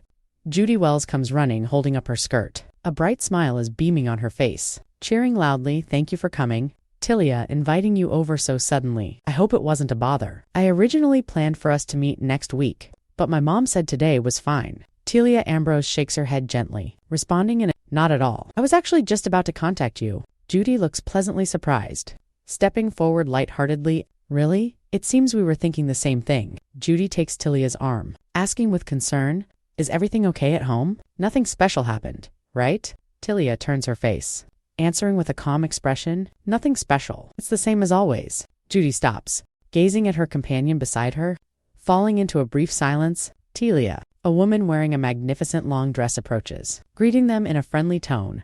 "Welcome, dear. You must be exhausted from the journey." Tilia stops, responding softly with some surprise. "Ah." Tilia bows her head slightly, addressing her respectfully. "Countess Wells." Countess Wells clasps her hands in front of her, smiling as she looks at the young girl before her. "Didn't I say there's no need to be so formal with me? Heavens, Tilia. Every time I see you, I feel you've become even more elegant. I really wish our Judy could learn from you." Judy stands to the side, retorting with some dissatisfaction, "What about me?" Countess Wells puts an arm around Judy's shoulder, pressing her cheek against her daughter's hair, with a gentle expression. "Honestly, if it weren't for you, I really don't know how Judy would have adjusted to school life. You look like you've lost quite a bit of weight. You must eat plenty tonight." Tilia lowers her eyes slightly, answering softly, "All right, I will."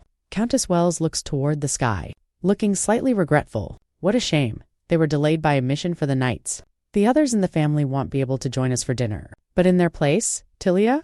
Tilia turns her head, looking to her side with some confusion. A boy comes racing down the steps in the distance. His footsteps are hurried and light. He opens his arms, cheering loudly. "Heavens, how many years has it been?"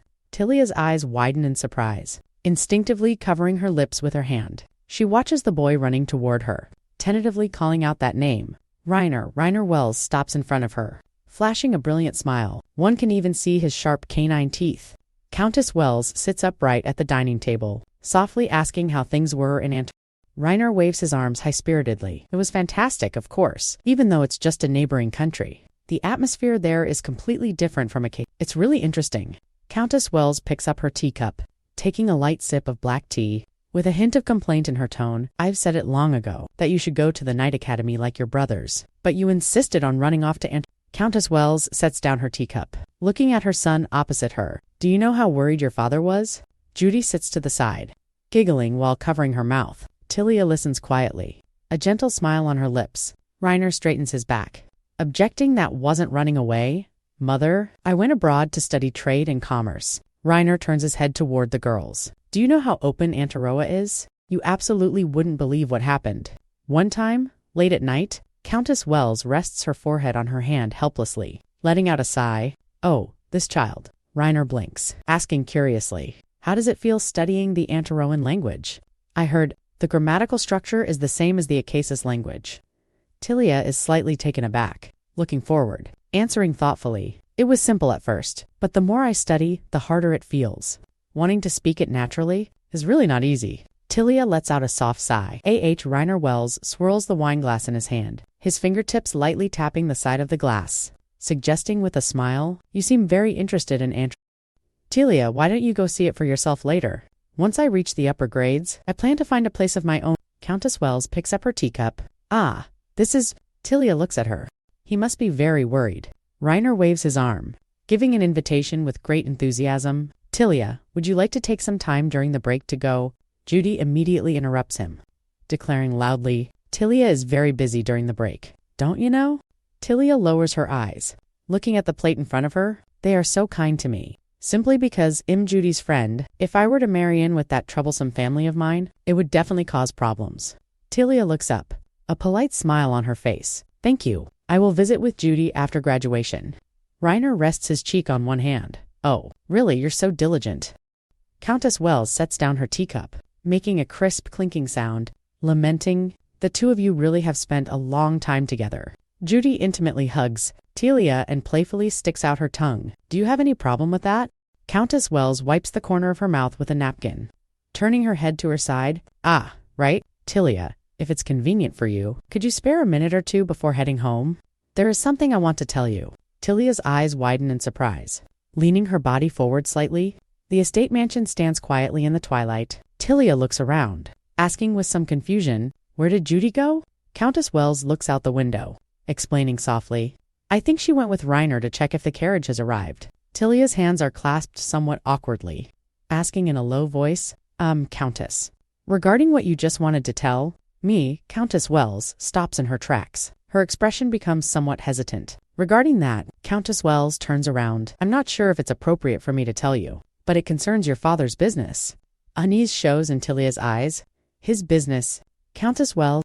Yes, the Baron came to see us recently, hoping to buy the development rights to an abandoned gold mine. In the memory, Bradley Ambrose opens his arms, boasting loudly before the Countess, a fanatical and twisted smile on his face. Countess Wells' brow furrows slightly, in a heavy tone, but that place never produced a speck of gold from the very beginning. The desolate mine was full of jagged rocks. The deathly silent cave was devoid of life. That kind of abandoned mine that has already been picked clean. What could possibly be left? The Countess of Wells continued speaking with a complex expression. I don't know if Hay's lying or if Hay's been deceived, because he insisted on buying that place no matter what. Tilia's face turned pale. A bead of cold sweat broke out on her temple. Her breathing grew rapid. Although we have sent him away for the time being, but it seems there are always swindlers who target people like your father, those who claim to have made a discovery, to raise funds for developing a gold mine and then vanish without a trace. I'm talking about fraudsters. We could have just sold the abandoned mine directly to those who wanted it, but that is your father after all. We must stop your father from getting involved with swindlers. Isn't that right, Tilia? I hope you can try to persuade your father. I think if it's his daughter talking, he might be able to listen.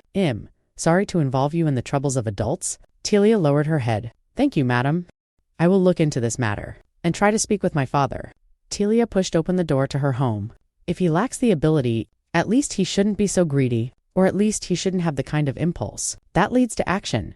How could he make things worse? Persuade him. What on earth should I do? A hand suddenly rested on the handrail. The fingertips looked somewhat pale in the faint light. Tilia, you're back. Bradley walked down the stairs. The sound of footsteps echoed in the silent hallway. At the Wells estate, did everything go smoothly? Tilia stared at the man before her. She took a deep breath. Father, I have something I want to talk to you about. Do you want to talk business? Did you hear some rumors? Bradley flicked his cigar into the ashtray. Are you planning to invest in a gold mine? Bradley took a puff of his cigar. Have the rumors spread that far already? Count Wells wants us to pull out so that he can have that abandoned mine all to himself? He wouldn't really do that, would he? Bradley turned his face, exhaling a cloud of smoke. His eyes were full of contempt. He said he would sell the abandoned mine at a very low price. He claimed there is no profit in developing it, that he would actually lose money. Bradley threw his head back and laughed loudly. What a fool. He doesn't even know how to take a risk. Thanks to him, I am the one who will get the gold mine. Father Tilia knit her brows. Her expression looked quite worried. I heard that many people have been scammed into investing recently, stolen by those fraudsters. We don't even have money to invest in our own house, so if you could reconsider. Bradley tilted his head slightly. His gaze was ice. The ashtray shattered on the floor. Tilia hunched her shoulders in terror. She raised her arms to shield herself. Shards exploded around her feet. Tilia Bradley's voice was low and suppressed. Are you still meeting Judy Wells tomorrow? Bradley held the cigar between his fingers. His face was hidden in the shadows. Yes, father. Tilia lowered her eyes. Her expression was grim. I will go. This family is already ruined. The door was slammed shut, letting out a dull thud. What's the point of giving him a chance? Tilia leaned over the table. Her hands gripped the edge tightly. I thought this would be the last time. He is walking into the abyss with his own 2 feet. Tilia flipped through the documents on the desk. The papers overlapped messily under her fingertips. I must leave this place before I am bound. Hurry. Tilia picked up the heavy books. Her fingertips tightened with force. Leave quickly. Found it? Tilia pulled a piece of paper from a stack of documents. Her hands trembled slightly. She stared at the handwriting on it. It was a recruitment notice for the Foreign Affairs Consulate. Graduates of the Acasis Royal Academy, as well as are all eligible for bonus points. Antaroa is the capital of freedom and art. Anyone can do anything there. I must go abroad. Tilia gripped the paper in her hand tightly. To a place where my father cannot track me down? It's fine. All of this is fake. My life hasn't truly begun yet. I am going to I will live a real life in Even despair is a waste. Tilia slapped her own cheeks hard, letting out a crisp sound. I must escape from here. Tilia stacked the heavy books together, pressing down hard with her fingertips. The books, I must. Tilia leaned over the large desk. Burying herself in a mountain of materials, papers fluttered and circled in the air, slowly falling to the ground. Tilia walked into a secondhand bookstore. Walking through the narrow aisles, perhaps because this is a secondhand bookstore, I feel like I can't find any good books. Tilia reached out. Her fingertips brushed across rows of old books, making a faint rustling sound. Since I'm already out, I want to buy a new Antaroan language conversation book. Tilia moved through the wooden shelves piled with books, clasping a book tightly in her arms. Her eyes searched, high up on the shelves, but my scholarship cannot afford newly published books at all. Tilia lowered her eyes. Her expression looked somewhat lonely. The Foreign Affairs Consulate exam for the Antaroa position is held every November. The first round is a written exam on diplomacy, but the second round, the interview, will be conducted entirely in the Antaroan language. Since the second round interview accounts for as much as 40, if the interview is botched, no matter how good the written score is, it will be useless. Rapid footsteps echoed between the bookshelves, from far too near. What is the point of buying a good conversation book? Tilia flipped open the old book in her hand, letting out a soft sigh. Anyway, I have no chance of actually communicating with anyone in A figure suddenly rushed in. Tilia turned her head sharply. Alex de Vamp. RT? Tilia whispered his name. Alex walked. He raised his index finger to his lips, signaling her to keep quiet. He couldn't have run far. Find him quickly. The guard's boots stomped heavily on the ground, running through the streets. If we find him now and take him back to the royal city, it should still be in time. Alex and Tilia stood side by side between the bookshelves, holding their breath as they listened to the noise outside. Damn it. Why now, of all times? Alex raised his hand to press against his forehead, looking somewhat anxious. It seems the young master is skipping class. Tilia peeked out halfway from behind the shelf, raising her hand as if to shout. Right here, 10 gold coins. Alex suddenly lunged forward. He covered Tilia's mouth with his hand, pinning her against the bookshelf. If you hide me, I'll give you 10 gold coins. Alex released his hand, looking at her with urgency. I don't want to take your money. Alex suddenly grabbed Tilia's wrist. His grip tightened. Then, how about as a condition for me not telling anyone about what happened that day? Alex raised his other hand to make a promise. I will never mention it to anyone. Tilia lowered her eyes. She fell into silence. Have you told anyone? Tilia looked up sharply. Her face appeared quite pale. She clutched the books tightly in her arms. Not a single person. I swear to God. Alex let go of her wrist. He raised his palm to make a promise. If I lie, I'll enter a monastery and live a life of celibacy for the rest of my days. Do you think that's enough? Tilia's eyes were filled with doubt. I never have before, and I definitely never will in the future. You absolutely cannot mention that incident. If you lie, Tilia looked straight into his eyes. Her tone turned ice. Swear it. That you will live the rest of your life as a eunuch. Tilia opened her mouth slightly. She uttered those ruthless words. Alex was stunned. He watched the girl standing. A helpless smile curved the corners of his mouth. Fine, I swear. Alex responded softly. You can trust me, even if only to avoid breaking a vow to God. I will keep my lips sealed. Hey, have you guys checked here? The guard's inquiry came from outside the door. Let's go in and take a look. Heavy footsteps approached the interior of the bookstore. Tilia hid in the shadows of the bookshelf. She held her breath, listening to the sounds getting closer and closer. I have no choice. If I let him get caught, hell surely go around announcing it, saying he doesn't need to keep his promise anymore. Tilia reached out suddenly. She grabbed Alex's collar, pulling him hard toward her. What are you doing? Alex's eyes widened. His pupils trembled with shock. A bead of cold sweat slid down his cheek. Didn't you ask me to hide you? Tilia tilted her head up. Looking straight into his eyes, Tilia tilted her head up. Looking straight into his eyes, what are you doing? You're the one who told me to hide. Alex's body went stiff. He let Tilia grab his shoulders with both hands. The two of them were close in the narrow space, their breaths intertwined. Tilia lowered her eyes. She fell into silence. Alex lowered his head. He watched Tilia, who was so close. He reached out. He wrapped his arm around her waist. The two embraced in the shadows of the bookshelves. Heavy footsteps approached from afar. Are you sure the young master went in there? Another person followed closely, answering with a certain tone. Yes, I'm absolutely sure. The guard looked around, searching anxiously among the bookshelves. He definitely went this way. Another guard appeared from around the corner. He stopped suddenly. Letting out an exclamation, Alex held Tilia tightly in his arms, using the thick books in his hand to hide their faces. Tilia wrapped her arms around his waist. The two of them, in the gap of the bookshelf. The guards ran off quickly into the distance. One shouted a report to his comrade. Captain, he doesn't seem to be here. Tilia glanced at him. It sounds like you weren't lying. Just in case, lower your head a bit more. Alex lowered his eyes. His gaze fell on Tilia's fair neck and shoulder. What are you doing? Tilia looked up, softly calling his name. Alex? He frowned slightly. Asking again? I'm asking you? What are you doing? Alex looked confused. His hands froze in midair. Tilia gripped his collar tightly. The guard's shouts came from afar. Quiet, he can't have run far. Search that alley again. The two stood quietly in the empty bookstore, watching the direction where the guards left. Tilia released her grip on Alex's clothes. She took a step back. You kept your promise. He looked down at the books held tightly in his arms. Its cover was dark and matte. Alex watched her profile. He broke the silence. Are you interested in Tilia turned around suddenly. Her expression looked a bit surprised. How, did you know? Alex looked away. He leaned his hand against the bookshelf behind him. I lived in Antaroa for a while when I was a child. My mother came from there.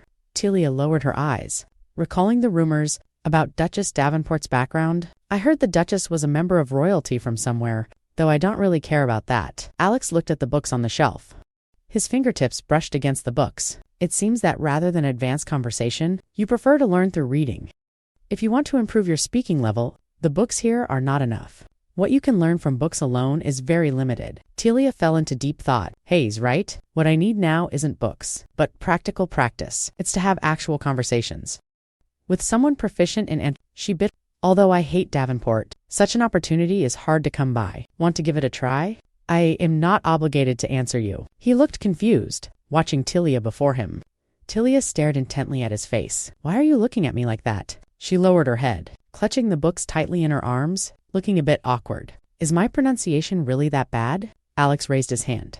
He covered his mouth, letting out a soft chuckle. He bent over laughing. His body trembled slightly. Tilia stood opposite him. Her face was filled with anger. What? She shouted his full name at the top of her lungs. What on earth is wrong with you? Alex Davenport. Alex laughed out loud. His laughter echoed in the empty bookstore. Alex suppressed his laughter. He raised his hand to cover the corner of his mouth. Sorry, I just didn't expect you to say something like that. He strode down the street. His expression returned to calm. But your pronunciation is accurate. Your sentences are perfect too. You're just not used to everyday conversation. Telia followed closely behind him, staring gloomily at his back. Is he making fun of me right now? Alex stopped walking. He turned his head to look at her. Need me to help you? He spread his hands, with a hint of negotiation in his tone. But it's not free. You have to help me hide something, Telia repeated in confusion. Hide? Alex turned around. Facing her, you once said, if I told anyone about us, I'd have to remain chaste for the rest of my life. But thinking back now, there actually is one person. I told my attendant once. He reached out a hand. His palm was held open. If I hadn't told him, how do you think I got the medicine for you? So let's just let... Alex leaned closer to Tilia's face. A playful smirk curved his lips. How could I live like a eunuch for the rest of my life? Tilia let out a long sigh. She walked briskly ahead on the street. Fine. This matter ends here. Now, can you disappear? Alex stopped in his tracks. He looked somewhat confused. Disappear, Tilia pointed out in a calm tone. The fact is, you've been following me this entire way. Tilia continued walking forward. Her skirt swayed with her footsteps. Alex followed closely behind. Are you going to claim this is just a coincidence again? Tilia stopped abruptly. She looked down at the ground. But I have nowhere to go. I've been kicked out of my house. She turned her head.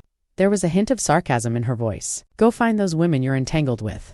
I'm sure they are. All waiting for you in bed? A faint smile played on Alex's lips. Not every woman I'm entangled with actually likes me. Tilia gripped the collar at her chest.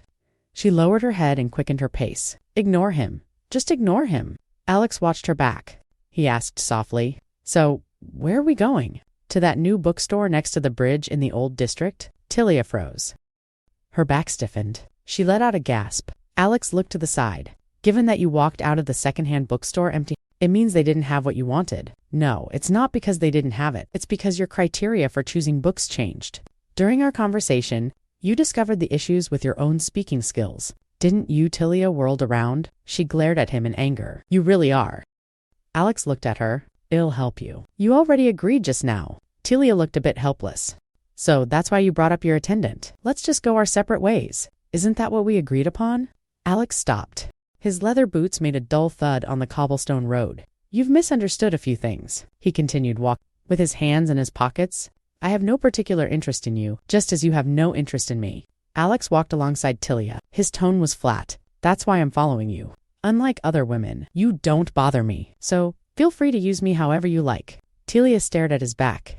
A flicker of hesitation appeared in her eyes. Alex stood in the middle of the street. He turned around to look at Tilia in the distance. Don't you want to study Antaroan properly? Your grammar is perfect, so you don't need the basics. Conversation books. Alex took from the shelf several heavy volumes. He stacked them together. To learn everyday dialogue, you need these newly published novels. Tilia looked at the stack of books. Her expression was troubled. I don't need this many. I only need one.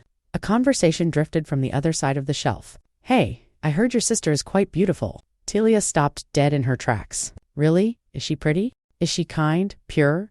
Her eyes widened. She peered through a gap in the bookshelf. That voice? George reached out and pressed his hand on her shoulder. Why do you care? Are you interested in my sister? The man gave a short snort. The word interested is practically an insult. A frivolous smile hung on George's lips. Don't look down on my sincere heart like that, George Ambrose. That bastard. Why is he in a place like this? There's a low-class social club beneath this bookstore. All kinds of trash gather there. Alex leaned in close to Tilia. He lowered his voice. The bookstore is just a smokescreen for the filth underground. So that's why they intentionally opened such a large shop in the old district. Don't come to places like this alone. Madmen don't care if it's day or night. Alex put his arm around Tilia's shoulder, leading her toward the exit. Let's go.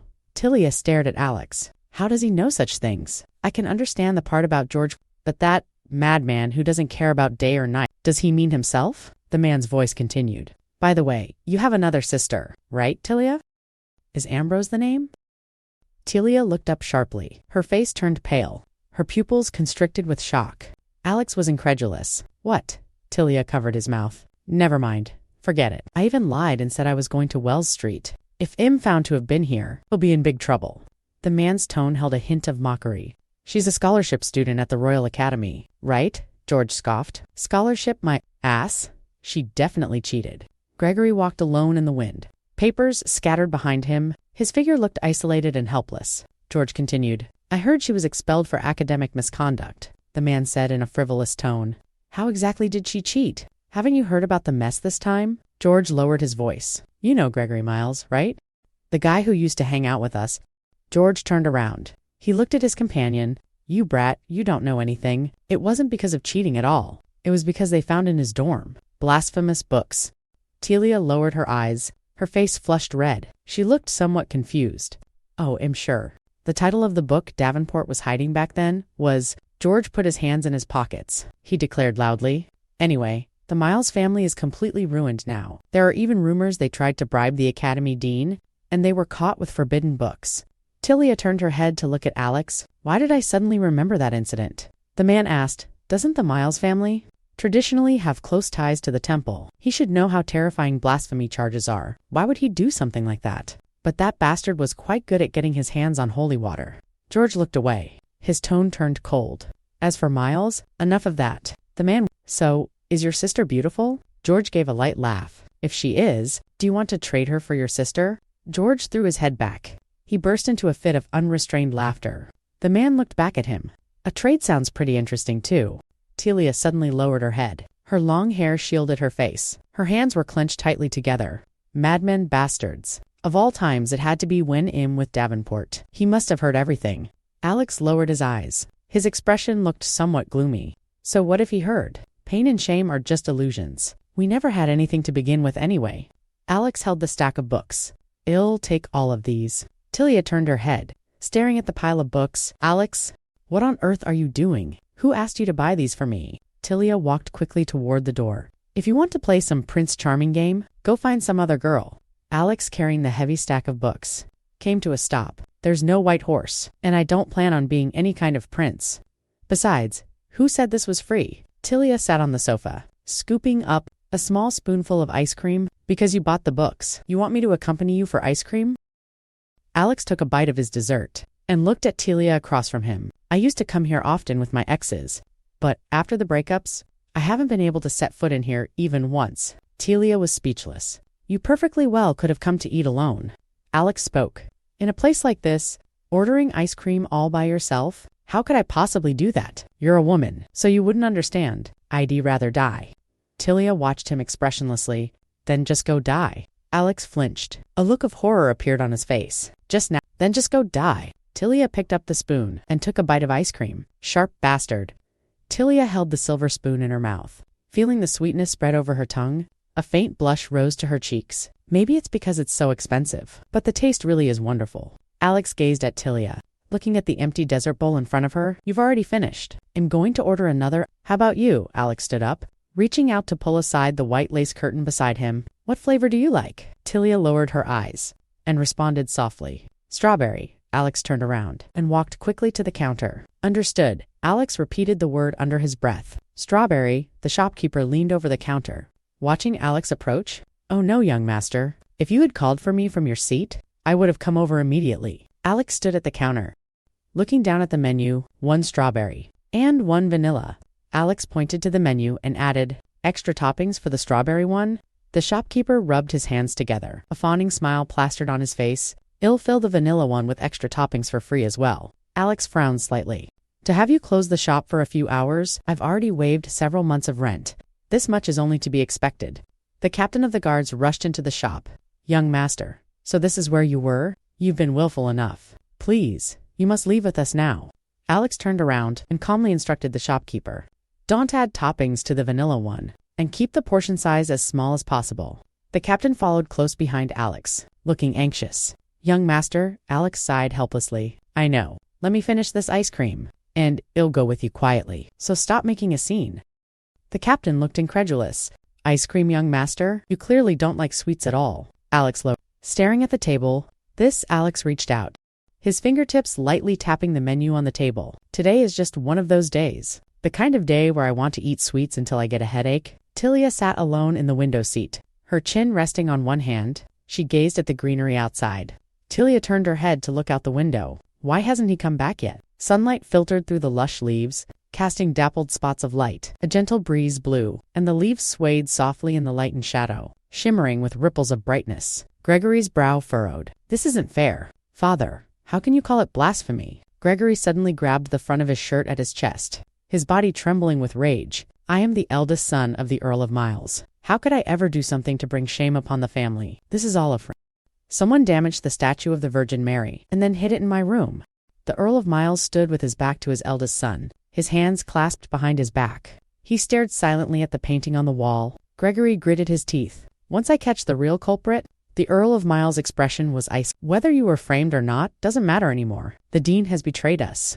To cover up his own corruption, he expelled you, and even reported you to the temple himself. Gregory's head slumped powerlessly. His voice trembled. Father. The Earl of Miles turned around, his eyes filled with disgust. I should never have spent money to send an idiot like you to the academy. If you still care for the family's honor, then go and turn yourself in quietly. The Earl of Miles paused. This is the final piece of advice I can give you. The Earl pushed open the door and walked into the bright corridor. That was his last advice. Gregory collapsed to his knees by the bookshelf, screaming at the retreating back, Father, Father. Gregory suddenly clenched his fists, cursing through gritted teeth. Damn it, I told you. It really wasn't me. He roared with a distorted expression. Why on earth would I go and attack that woman? All over a statue of the Virgin? Why would I do that? Telia Ambrose. Gregory's eyes grew dark and sinister. That's right. That bitch found out I used the holy water. You crazy woman. You actually ruined me just for a prank.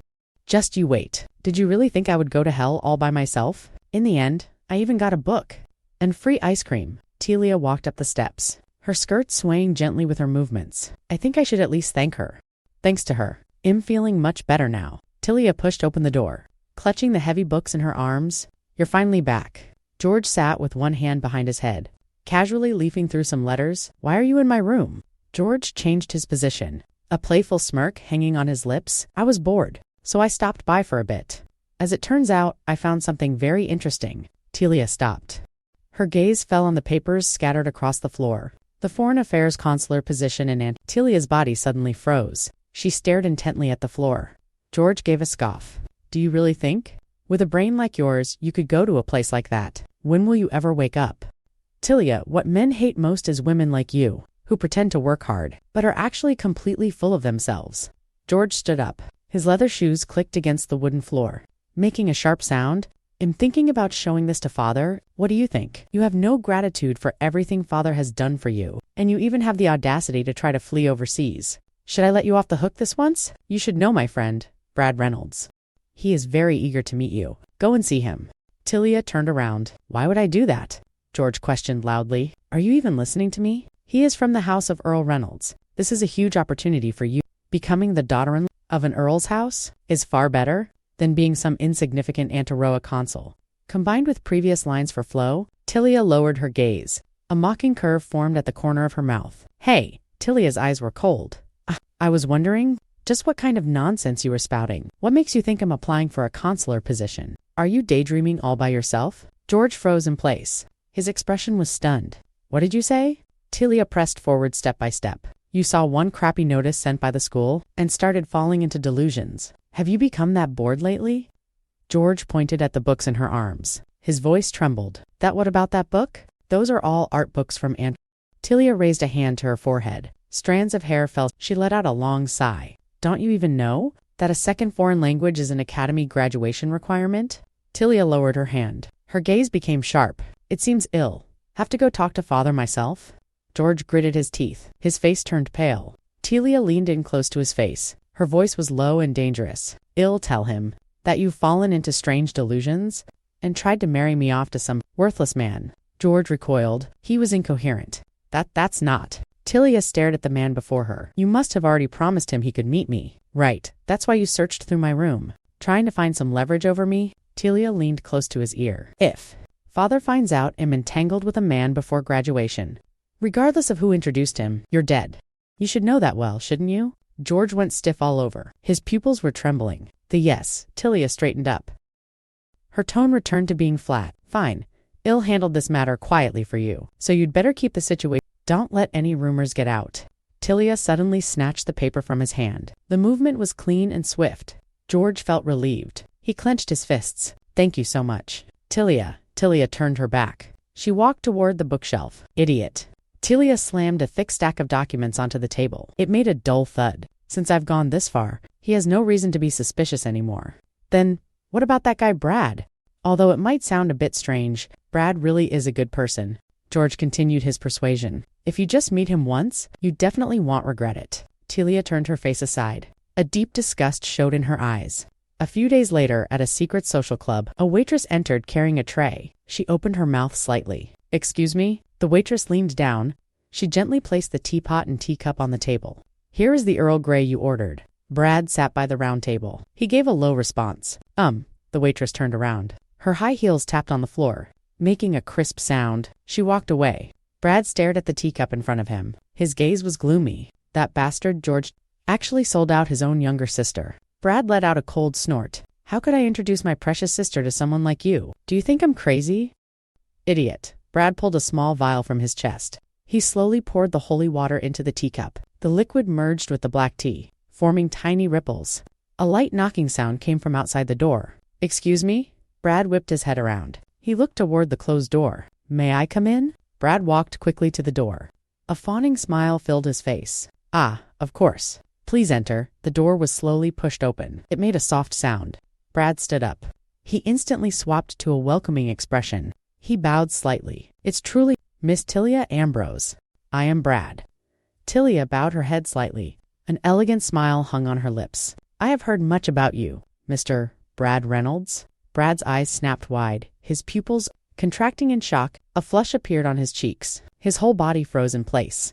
Tilia held the wide brim of her hat with one hand. Her long hair cascaded over her shoulders. Her skirt spread out in the play of light and shadow. Brad sat at the round table. He picked up the teacup. He gazed at the woman opposite him. Wow, this is truly incredible. You are far more beautiful than George described.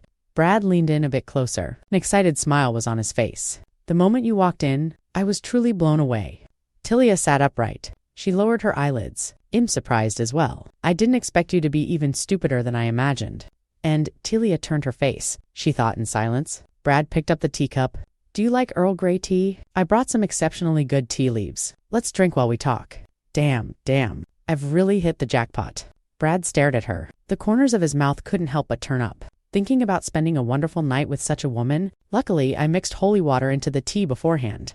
Tilia dropped her handkerchief onto the ground. Oh my, Tilia murmured softly. My handkerchief. Brad quickly reached out. He pressed down on the silk fabric on the table. I'll get it for you? Tilia raised her eyes slightly. She stared ahead. Brad took the handkerchief and handed it over. His face was covered in smiles. Seriously, she is unbelievably beautiful. Tilia responded softly. Thank you. Brad picked up the teacup. He took a sip of the black tea. It would be such a waste to spend only one night together. Even if she doesn't become my wife, she would be perfect as a mistress. Tilia held the teacup. She smelled the rising steam. The aroma. Brad let out a hearty laugh. Is that so? Hearing you say that makes me very happy. Tilia closed her eyes. She brought the cup to her lips. She tilted her head back and drank it. When will the drug take effect? Brad stared intently at the woman opposite him. I used a high-concentration extract. As soon as she drinks it, it should immediately...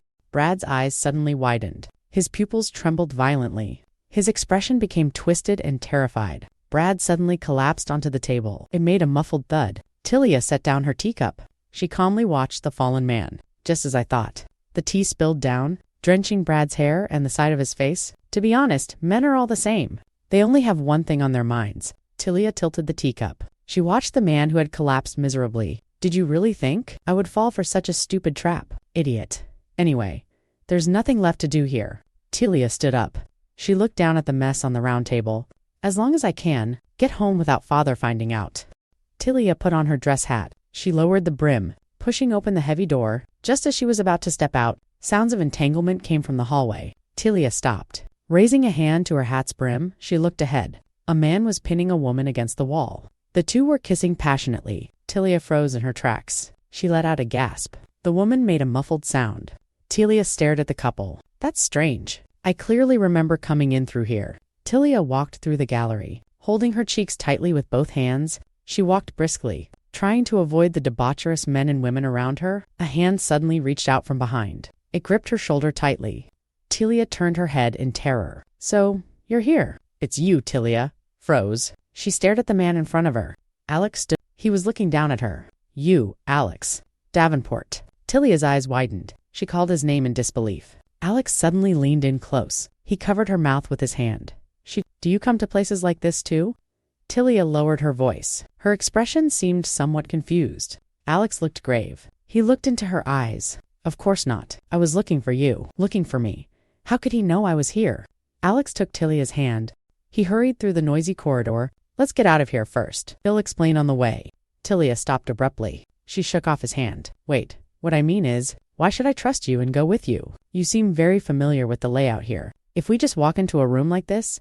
Alex grabbed her wrist again. He cut her off. It's not like that. Tilia pressed further. Then what is it for? Is it because we spent a night together? That you hate the way I'm treating you? Tilia lowered her head. She avoided his gaze. She gripped the collar of her dress tightly. Alex was silent for a moment. He stared at her with a heavy expression. Tilia Gregory has escaped. He was supposed to stand trial, but he fled. Tilia froze. She made a faint sound. What? Alex looked around. His tone became increasingly urgent. So we must leave this place immediately. That bastard, Brad Reynolds, deliberately spread the rumor that you would be here tonight. Alex turned his head. His expression was tense. Gregory might have already found your location. Alex tugged on Tilia's wrist. He led her quickly through the corridor. Before he finds you, I just want to take you somewhere safe. That's all. He thinks the reason Hayes in this situation today is... Alex stopped. His silhouette stood against the light and shadows. Though Hayes just looking for a convenient target for his anger, Tilia opened her mouth slightly. She stared at the man's back. How do you know all this? Alex continued walking forward. His leather shoes clicked on the wooden floor. They made a dull sound. Just in case. I've been tracking Gregory's movements. So Tilia stopped in her tracks. She let her skirt flare out behind her. Why are you going to such lengths for me? There's no need for you to do all this. Tilia looked up. She stared at Alex's profile. Memories flashed through her mind. Alex taking a heavy stack of books in the library, his expression was focused and calm. Tilia sitting at the dining table, holding a dessert spoon, a faint blush appearing on her face. Why do you keep doing all this for me? Alex stopped. He called her name softly, Tilia Ambrose. Alex was about to speak. His words were cut off by a sudden noise. Tilia whipped her head around. She looked toward the depths of the corridor. Alex also turned back alertly. Tilia. Ambrose. A violent roar exploded from the end of the gallery. Gregory, wearing a dark cloak, charged over like a madman. Gregory raised a sharp dagger high. The blade gleamed coldly in the dim light. You damn bitch. Die. Alex quickly stepped sideways. He shielded Tilia behind him. Alex. Tilia screamed in terror. Gregory lunged downward with the knife. Alex raised his arm. He firmly blocked the other's descending wrist. Alex gritted his teeth. He exerted force to push Gregory back. Gregory was shaken by the immense strength. A painful roar came from his throat. The dagger flew out of his hand. It hit the carpet with a heavy thud. Gregory slumped to the floor. He looked up ahead in terror. Alex Davenport? Tilia curled. She clutched the collar of her dress tightly. She was panting heavily. Watching the violent scene before her, Alex leaned down. He grabbed Gregory by the collar. You actually still have the energy for such tricks. It seems the charge of blasphemy isn't heavy enough for you. Gregory's face was covered in blood. He struggled to squeeze out broken words. So you're the one behind all this? You, Alex leaned close to his ear. A cold smirk curled on his lips. I will ensure you can never get close to Tilia Ambrose again. If I cut off your hands and tongue before handing you over to the Holy Knights, that would certainly be an interesting sight. Right? Gregory's eyes widened in terror. His teeth chattered violently. This bastard is crazy too. Hayes completely infatuated with Tilia Ambrose. Tilia leaned against the door. Her body was trembling uncontrollably. Tilia. You filthy slut. You certainly know how to use men. Tilia closed her eyes. She smiled with a sorrowful expression. I'd rather die than sleep with you. Gregory let out a hysterical roar. You total bitch. If you hadn't treated me like that back then, you really deserved to die. Gregory was pinned to the ground by Alex. His voice trembled with extreme rage. Alex looked down at him. He let out a cold snort. What did you say? I want die alone. Gregory's eyes snapped open. His expression was frenzied. Gregory pulled a small glass vial from his chest. He popped the cap off with his thumb. His movements were light. Alex noticed something was wrong. He suddenly turned his head to look at Tilia in the distance. Tilia was huddled at the end of the corridor. Watching everything in horror, Gregory let out a strange cry. He threw the liquid in the bottle fiercely onto the ground. The sound of glass breaking was sharp and piercing. Transparent liquids splashed in midair, instantly turning into a cloud of eerie white smoke. Alex's roar was drowned out by the darkness. Noalik's heavy fists slammed down violently. His knuckles were... The dull sound of impact echoed repeatedly. Alex leaned down, swinging his fists. Blood splattered onto his face. There was madness in his eyes. Tilia's eyes went wide. Her pupils trembled with terror. Cold sweat slid down her cheek. Father Tilia rushed into the room, clinging tightly to the man's leg, begging you, just look at me once. Mother is about to die. Father Tilia curled up on the thick carpet. Her hands were tightly wrapped around her trembling shoulders, murmuring softly, please, don't kill him. I'm so scared. Father Tilia's tears burst out. Her voice was broken. I beg you, Tilia cried out with all her might. Tears kept falling. Broken gasps came from her throat. Alex stopped his movements. Looking down, his voice was hoarse and hesitant. Tilia, the glass bottle slammed onto the ground, shattering instantly. Liquid splashed everywhere, accompanied by a crisp breaking sound. Alex suddenly reached out his hand, opening his fingers to grab forward, shouting at the top of his lungs. Alex leaned forward, roaring with a terrified expression. Quick dodge! A glowing glass bottle streaked through the air. Falling in the gloom, Tilia fell to the ground. Terrified, she raised her arm to shield her eyes. With tear stains on her face, thick smoke rose up, quickly spreading out. Tilia propped herself up on the ground, coughing violently. She covered her mouth and nose with her hand. Her brow was furrowed. Her eyes were full of pain. It hurts, I have to be faster. Run faster. Alex suddenly tore open his collar, urging her. Don't breathe, Alex reminded her in a low voice. Cover your mouth well. You can't inhale too much. Alex frowned deeply, enduring the stinging pain. High concentration, holy water. It seems he wanted us and die. The man collapsed stiffly on the ground, motionless. Alex gritted his teeth, cursing under his breath. Damn bastard. So annoying right until the end. Tilia's body trembled slightly. Alex let go of her hand. Looking around, let's leave here first. Alex took Tilia's hand. The two of them quickly backed away. Her skirt brushed over the ground. Tilia turned her head, taking a final look at the scene behind her, led by Alex running toward the depths of the corridor. Footsteps echoed in the empty corridor. The two figures gradually faded into the distance, leaving only the fallen figure at the end of the door. The buildings stood in the sunlight. The roofs were staggered. The door was suddenly pushed open, bumping against the wall.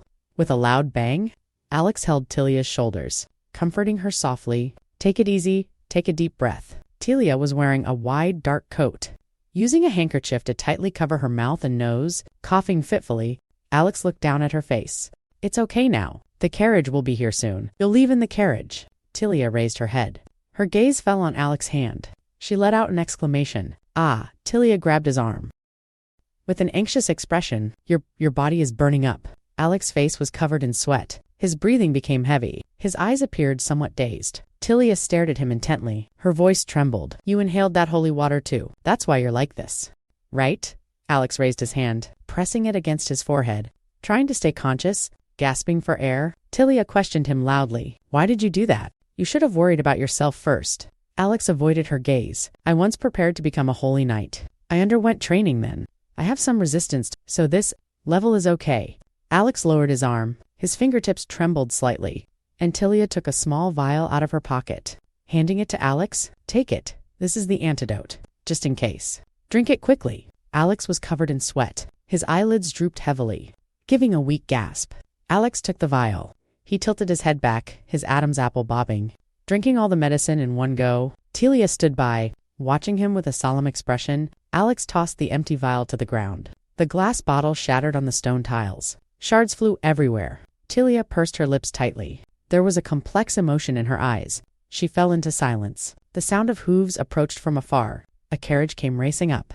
The driver pulled the reins tight, shouting anxiously, Young master, are you okay? Alex's face was flushed. He leaned against the wall, swaying, urging in a hoarse voice, Get in, I'll take the next carriage. Tilia turned to ask the driver, When will the next carriage arrive? The driver wiped some sweat away. It should be soon. Within 20 minutes at the latest, Tilia grabbed Alex's arm, forcing him toward the carriage. Take this one with me. Even if you're going to faint, it's better to faint inside the carriage. Tilia grabbed Alex's clothes tightly. Her voice trembled with anxiety. Staying here after being exposed to holy water? Do you know how dangerous that is? Don't think you're safe just because you're a man? Alex raised his hand. Running his fingers back through his hair, his face wore an unnatural flush. Yet he managed to force a faint smile. Don't worry, I'm confident I can handle what comes next. Tilia's eyes widened, looking at him in disbelief. At a time like this, you actually, Alex, suddenly whispered. His fingertips lightly touched her cheek. His thumb brushed against her skin. Enough. Go. Quickly. Alex leaned down, resting his forehead on Tilia's shoulder. His breathing was hot and heavy. Right now, you shouldn't be helping me. You should be staying away from me. Tilia froze. Her pupils constricted slightly. Watching Alex, who was so close, she fell into a long silence. Hooves trampled through a puddle. Splashing up a large amount of muddy water, the carriage sped away through the streets. The carriage raced along through the bumps. Tilia huddled on the wide seat. She held her forehead with one hand. Her head jolted along with the carriage. Tilia clenched her fists tightly. Her nails dug deep into her palms. That's right. Who am I even worrying about right now? Tilia closed her eyes. That person's figure surfaced in her mind. Alex Davenport. That bastard. Alex had his back to her. He was struggling to put on his coat. His movements seemed slow and heavy. Alex's large palm rested on the top of her head. He murmured softly. It's okay now. Tilia snapped her eyes open. That bastard. Alex stood in the empty hall. His face was covered in sweat. A hint of unmistakable fatigue showed in his eyes. His lips were slightly parted. He was panting heavily. Tilia watched the scenery rushing past the carriage window. Her gaze gradually became dazed. The setting sun enveloped the streets. The buildings cast long shadows. Alex slumped against the stone wall. His back was pressed against the cold bricks. He was gasping for air. Sweat slid down his cheeks. Soaking his shirt collar, Alex gritted his teeth, cursing under his breath. Damn it. Alex lowered his head. He pressed his temples hard with both hands. His fingertips trembled from the strain. The end of the street was empty. Only distant pedestrians hurried by. The sound of hooves suddenly rang out. Racing closer from the distance, Tilia pulled back the curtain, shouting out the window, Alex. The carriage screeched to a halt at the roadside. The wheels ground against the ground with a piercing screech. Tilia pushed open the carriage door. Lifting her skirt, she jumped off the carriage.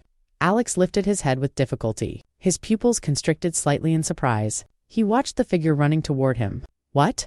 Tilia stood on the carriage step. She reached out her hand to him. Her gaze was firm and anxious. Get in, quickly. Alex leaned against the wall. He looked up at the woman before him. His expression was somewhat dazed. Tilia leaned down, reaching out. Her voice was crisp and decisive. This isn't for you. This is for myself. Alex pressed his forehead hard. Fine beads of sweat seeped through his fingers. He gritted his teeth. He let out a low growl. I never intended to let you die, that Isili. Alex suddenly recoiled. Raising his hand to cover his mouth and nose, his body shook uncontrollably. Staring forward in terror, Tilia lowered her eyes. Her expression seemed a bit puzzled. Alex panted rapidly. Sweat hung on his forehead. His voice was trembling. If I hadn't followed you, Tilia pursed her lips tightly. She lowered her head, avoiding his gaze. I thought I finally protected you. Keeping you away from Gregory? Alex pressed his forehead hard. Fine beads of sweat seeped through his fingers. And from myself. Alex showed his bloodshot eyes. He was gasping for breath. Tilia leaned down. She grabbed Alex's arms tightly with both hands. Alex, are you okay? Alex's eyes snapped open. His pupils constricted in terror. Cold sweat slid down his cheeks. Tilia held his shoulders. Her voice was urgent. Don't move yet. Whatever you do, don't. Try to stand up.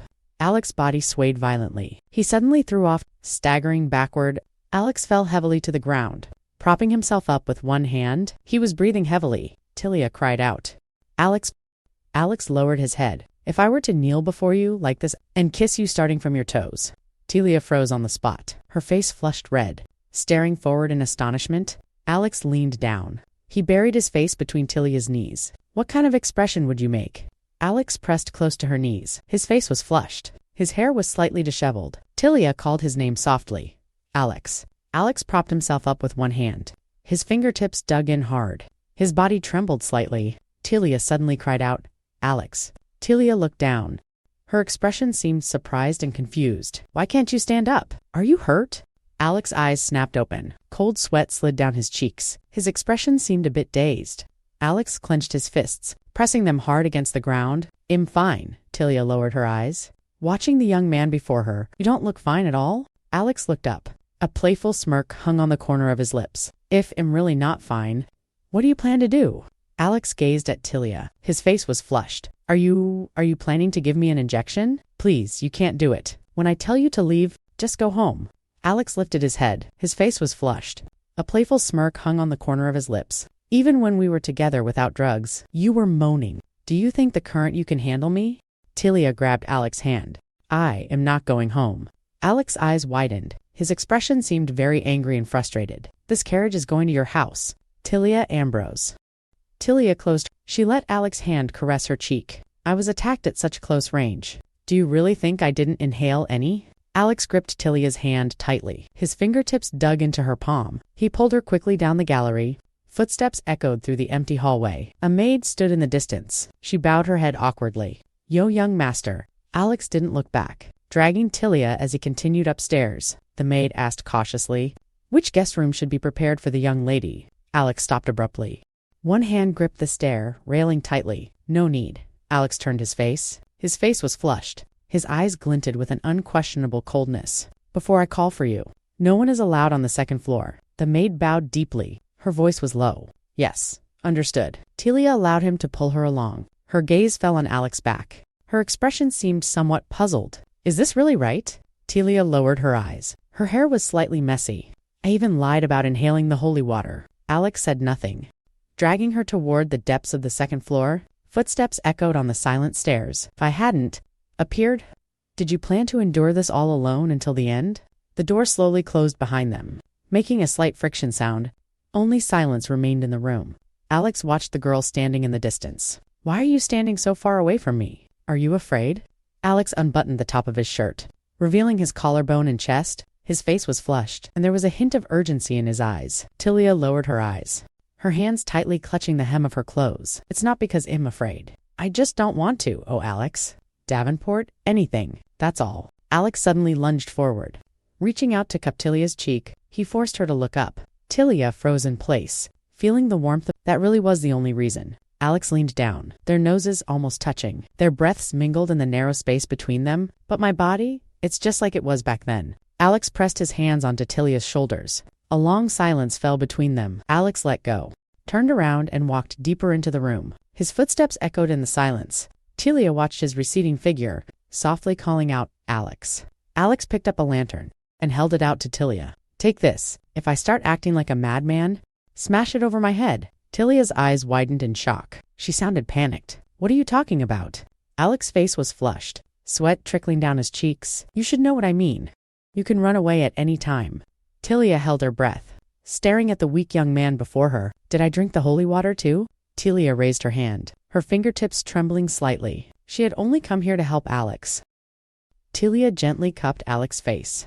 Staring into his bloodshot eyes, Alex felt the warmth on his cheeks. His breathing became more and more ragged. His face flushed. My body feels so strange. The lantern slipped from her fingers and crashed heavily onto the floor, making a dull thud. I don't want to run away.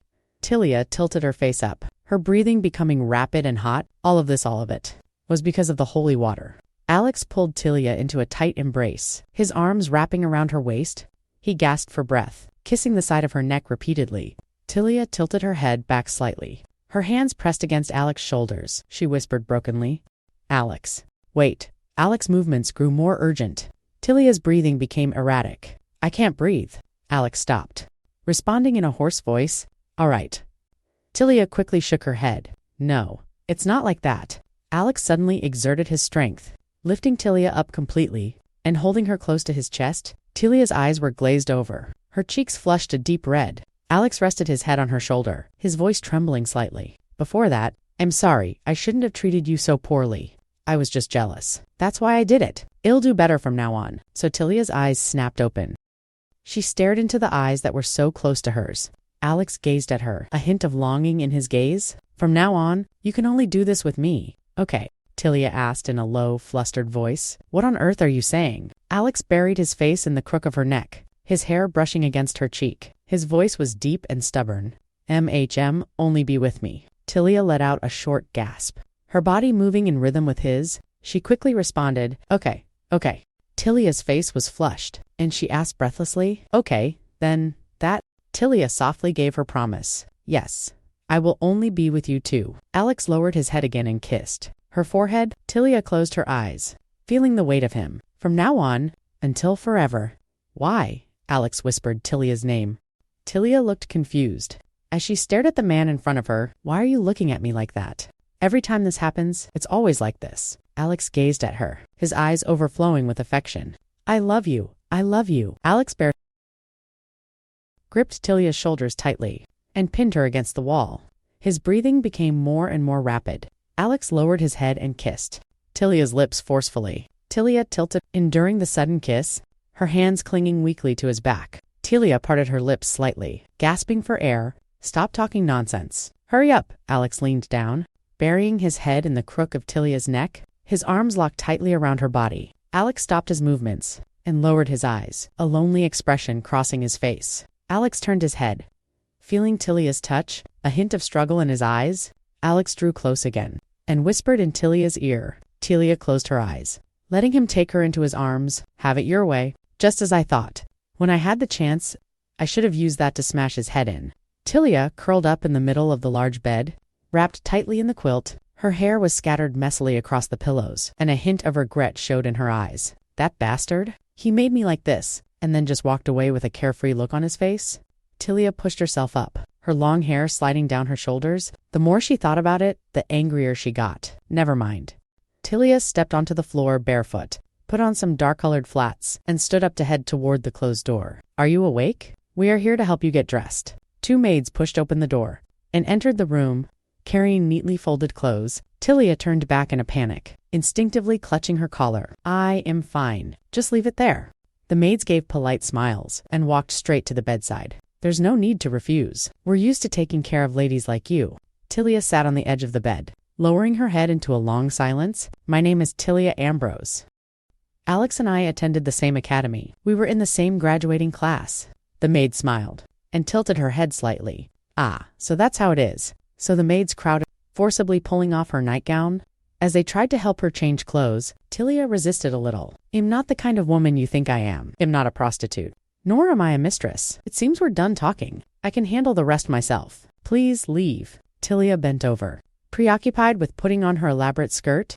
The maid stood behind her, looking somewhat restless and ill at ease. "We didn't mean it that way." With her back to the door, Tilia reached behind herself to pull up the zipper. Suddenly, hurried footsteps echoed from outside. The door was flung open. Alex appeared at the entrance. The maids retreated to the side in a panic. Alex was breathing heavily, his collar slightly agog. Behind him followed a doctor carrying a medical bag. "Did something happen?" Alex strode toward Tilia. "Why are you leaving? Didn't you just say you were hurt?" Alex reached out, intending to grab Tilia's shoulder. Tilia kept walking forward without looking back. "Forget it." Alex stepped in front of Tilia, blocking her path. He looked down at her feet, his tone firm. "Get treated first, and after that, eat something before you go.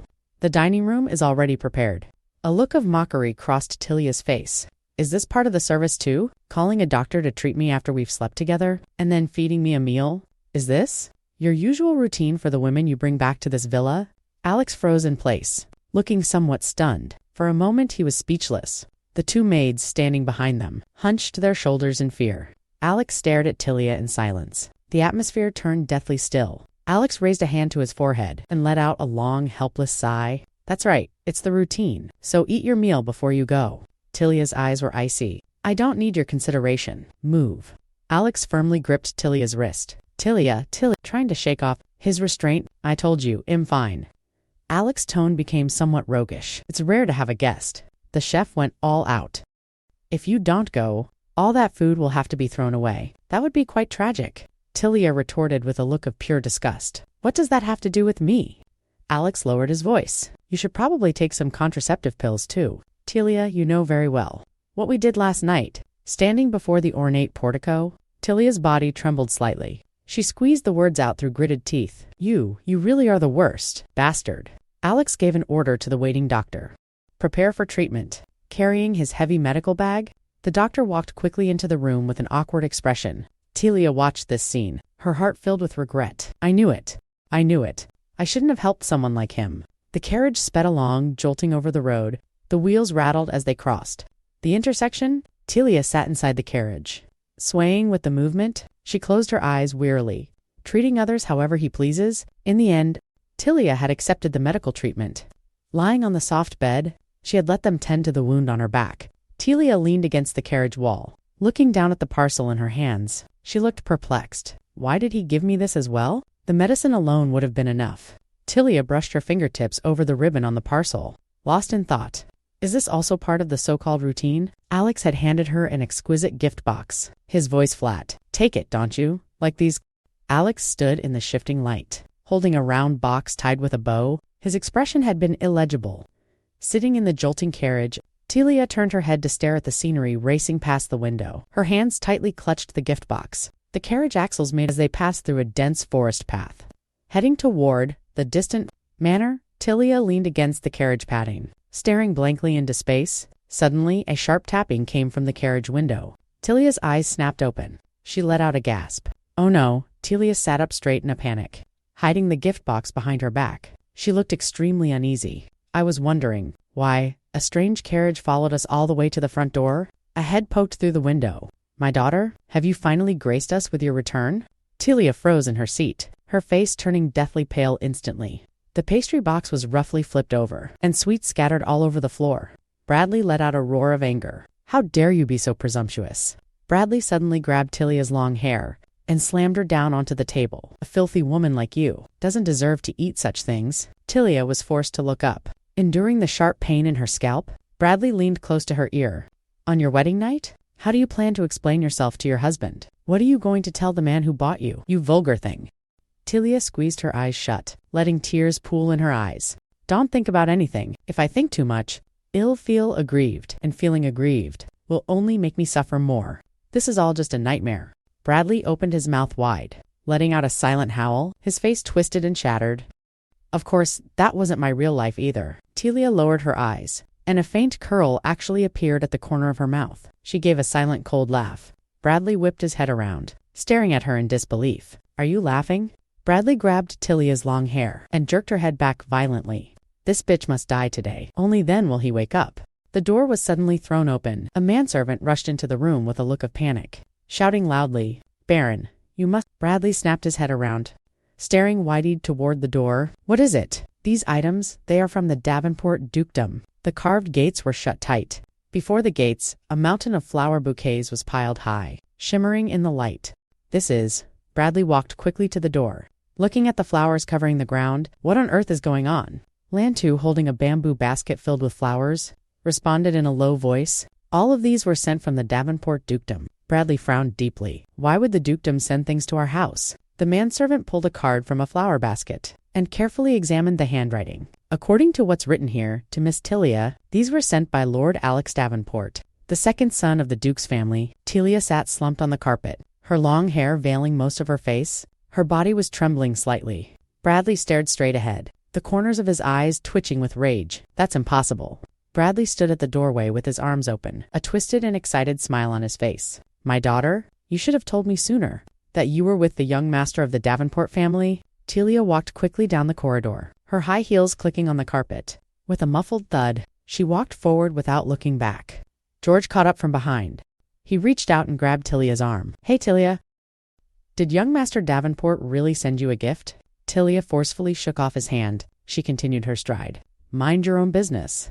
George followed closely by her side. He tilted his head and leaned close to her face. Other than your brother, who else would care about you this much? Don't be like that. Come on, tell me. Did you really sleep with the son of the Davenport family? What about Brad? Haven't you been seeing him all this time? I still can't get a hold of him. Tilia stopped in her tracks. She let out a contemptuous sigh. Even if I were willing to keep my mouth shut, there is a limit. Tilia turned her face slightly. There was a hint of coldness in her eyes. Brad Reynolds was planning to use holy water on me that day. George suddenly froze. A layer of cold sweat broke out on his forehead. Holy water. What kind of girl would say a word like that? Tilia turned her head. She stared intently into George's eyes. If you keep pestering me like this, I might just reveal everything you've done. A mocking curve formed at the corner of Tilia's mouth. You're so eager to sell me off and make a fortune, but what if people find out? What almost happened to me that day? What would happen then? George clenched his fists tightly. He looked panicked and ill at ease. I did all of this for you. Fine. Tilia's voice was icy and devoid of warmth. So stop interfering in my business. Tilia walked away.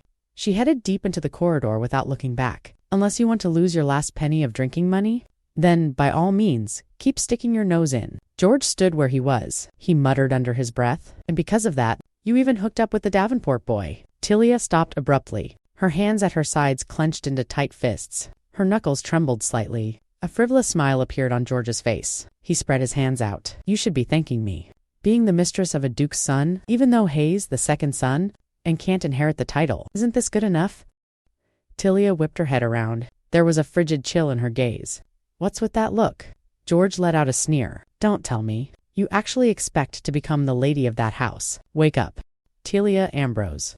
"Someone like him could never see you as a romantic interest or a fiancé. Hayes just playing with you. The Duke's family is indeed extraordinary. Just because you spread your legs once, he sent all these flowers. Isn't that right? So you should also?" Tilia bowed her head. Shadows hid her eyes. "Beg me to kill you." George suddenly froze. The smile instantly vanished.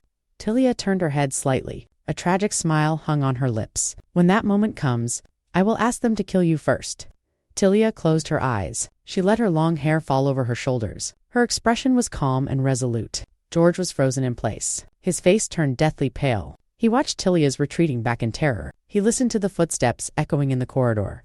Tilia pushed open the door. She walked into the dim bedroom alone. Tilia collapsed onto the bed as if drained of strength. Her long hair spread across the sheets. She gazed lifelessly at the ceiling. Her body curled up. In the silence, Tilia clenched her fists tightly. Her nails sank deep into her palms. "I knew that already.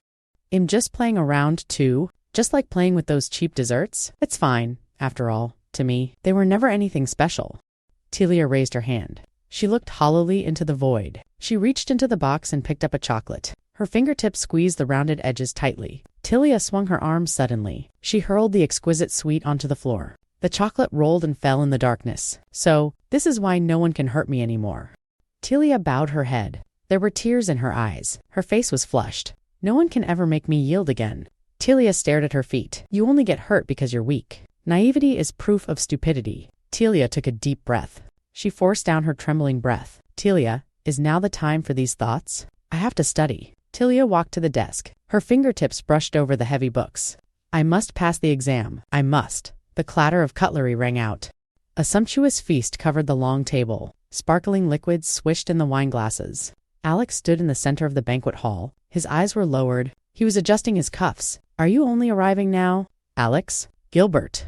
Davenport sat. He was toying with the food in his hands. A playful smile hung at the corner of his mouth.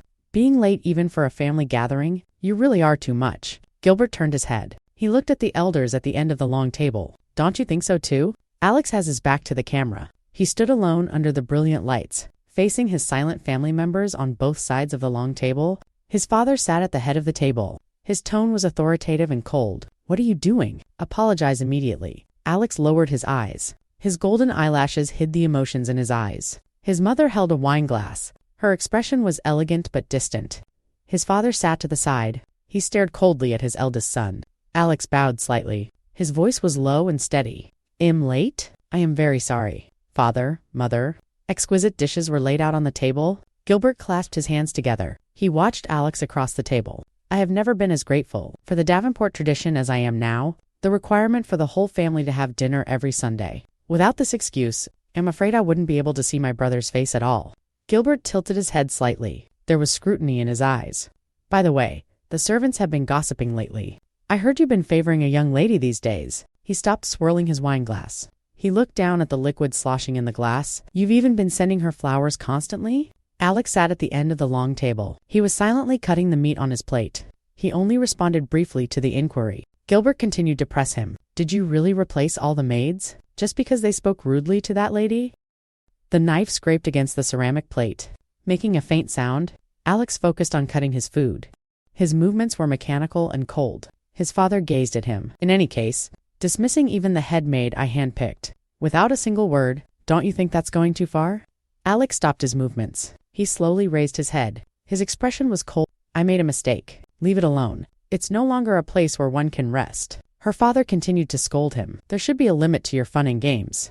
The Marquis of Clayton's family is very dissatisfied with this. Alex lowered his eyes, staring at the plate in front of him. "It's not even a marriage yet. It's just postponing the engagement until after graduation." His mother raised her wine glass, taking a small sip of red wine. "Since we sent you to that useless academy, at least don't bring shame to the family." "Exactly. Be nicer to Miss Cecilia." Gilbert sat at the dining table. turning his head to look at Alex across from him. Where else could you find such a devoted young lady? His mother set down her glass. She rejected heirs from all the prestigious families. All because she likes you, even though you can't inherit the title. Gilbert narrowed his eyes, a playful smile tugging at the corner of his mouth. I suppose that's the meaning of true love. Alex suddenly clenched his fist, his knuckles pressing against the tabletop. This is why I didn't want to come back. How many times do I have to repeat myself? No one wants this anyway. This happy family charade. Alex kept his head down, his expression hidden in the shadows. By now, they must have certainly finished their investigation into the Ambrose family. Telia stood before a tall bookshelf. She closed the heavy book in her hands. With a dull thud, she looked up at the top of the shelf, reaching out to pull out a red-covered book. The theme of this book is very similar to one I bought before. Telia flipped through the pages, looking down to read carefully. This one too. Noisy voices drifted from the distance. Someone was shouting on the street. There he is. Right over there? Telia stopped what she was doing and turned her head toward the window. A few figures were chasing and playing on the street. Everyone's looking for you. She withdrew her gaze, looking back at the book in her hands. For a moment, it was that troublemaking young master. Running away from home again. Why on earth am I worrying about him? Telia looked melancholy and exhausted. Hayes caused me so much trouble. Just today alone. She pressed her hand against the wooden shelf, her fingertips applying a bit of pressure. It made a soft thumping sound. Bradley sat on the sofa in the living room, waving toward the door. Oh, Telia, come here quick. He suddenly grabbed Tilia's shoulders from behind, pushing her toward the guest. This is my daughter. She's exceptionally bright and talented. Telia stiffened, her eyes widening as she stared ahead. The man sitting across from her exhaled a puff of smoke. He narrowed his eyes to size her up. Is this the girl? The one who's close to the Duke's second son? Telia looked down to avoid everyone's gaze. Hayes clearly trying to use the claim that I'm intimate with young Master Davenport to lure in those investors. That bastard sends flowers as punctually as a clock. So the rumors are becoming more and more believable. Telia walked out of the house and stood in the middle of the street, looking up at the sky.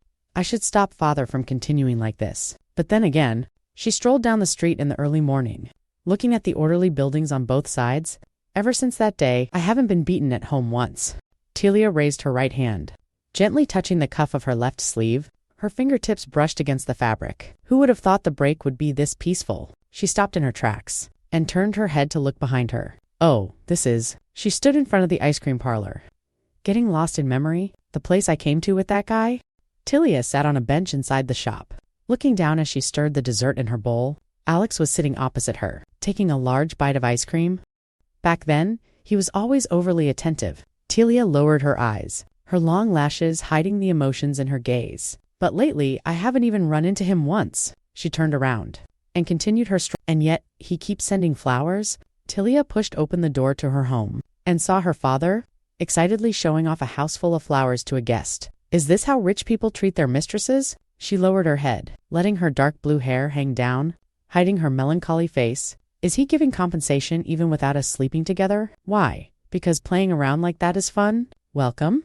Telia jerked her head up, a flash of surprise in her eyes. The clerk pushed open the glass door, pointing to the promotional chalkboard at the entrance. Table for one. Telia waved her hands frantically, her body instinctively moving backward. No.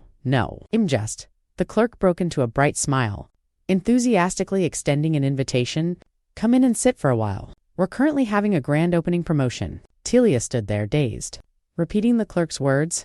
Grand opening promotion. She turned her head to look at the wooden sign standing by the door. It featured an exquisite illustration of ice cream and words describing the opening gift event. But he clearly said he used to come here often with his ex-girlfriend. Tilia's eyes widened, her pupils trembling slightly. Alex was sitting at the dining table, taking a spoonful of dessert. He even said he always wanted to eat here. If he were just treating me as a mistress, would I feel less confused? I don't know. I don't want to know what you think of me. I just want to think of you as a weirdo. But why do you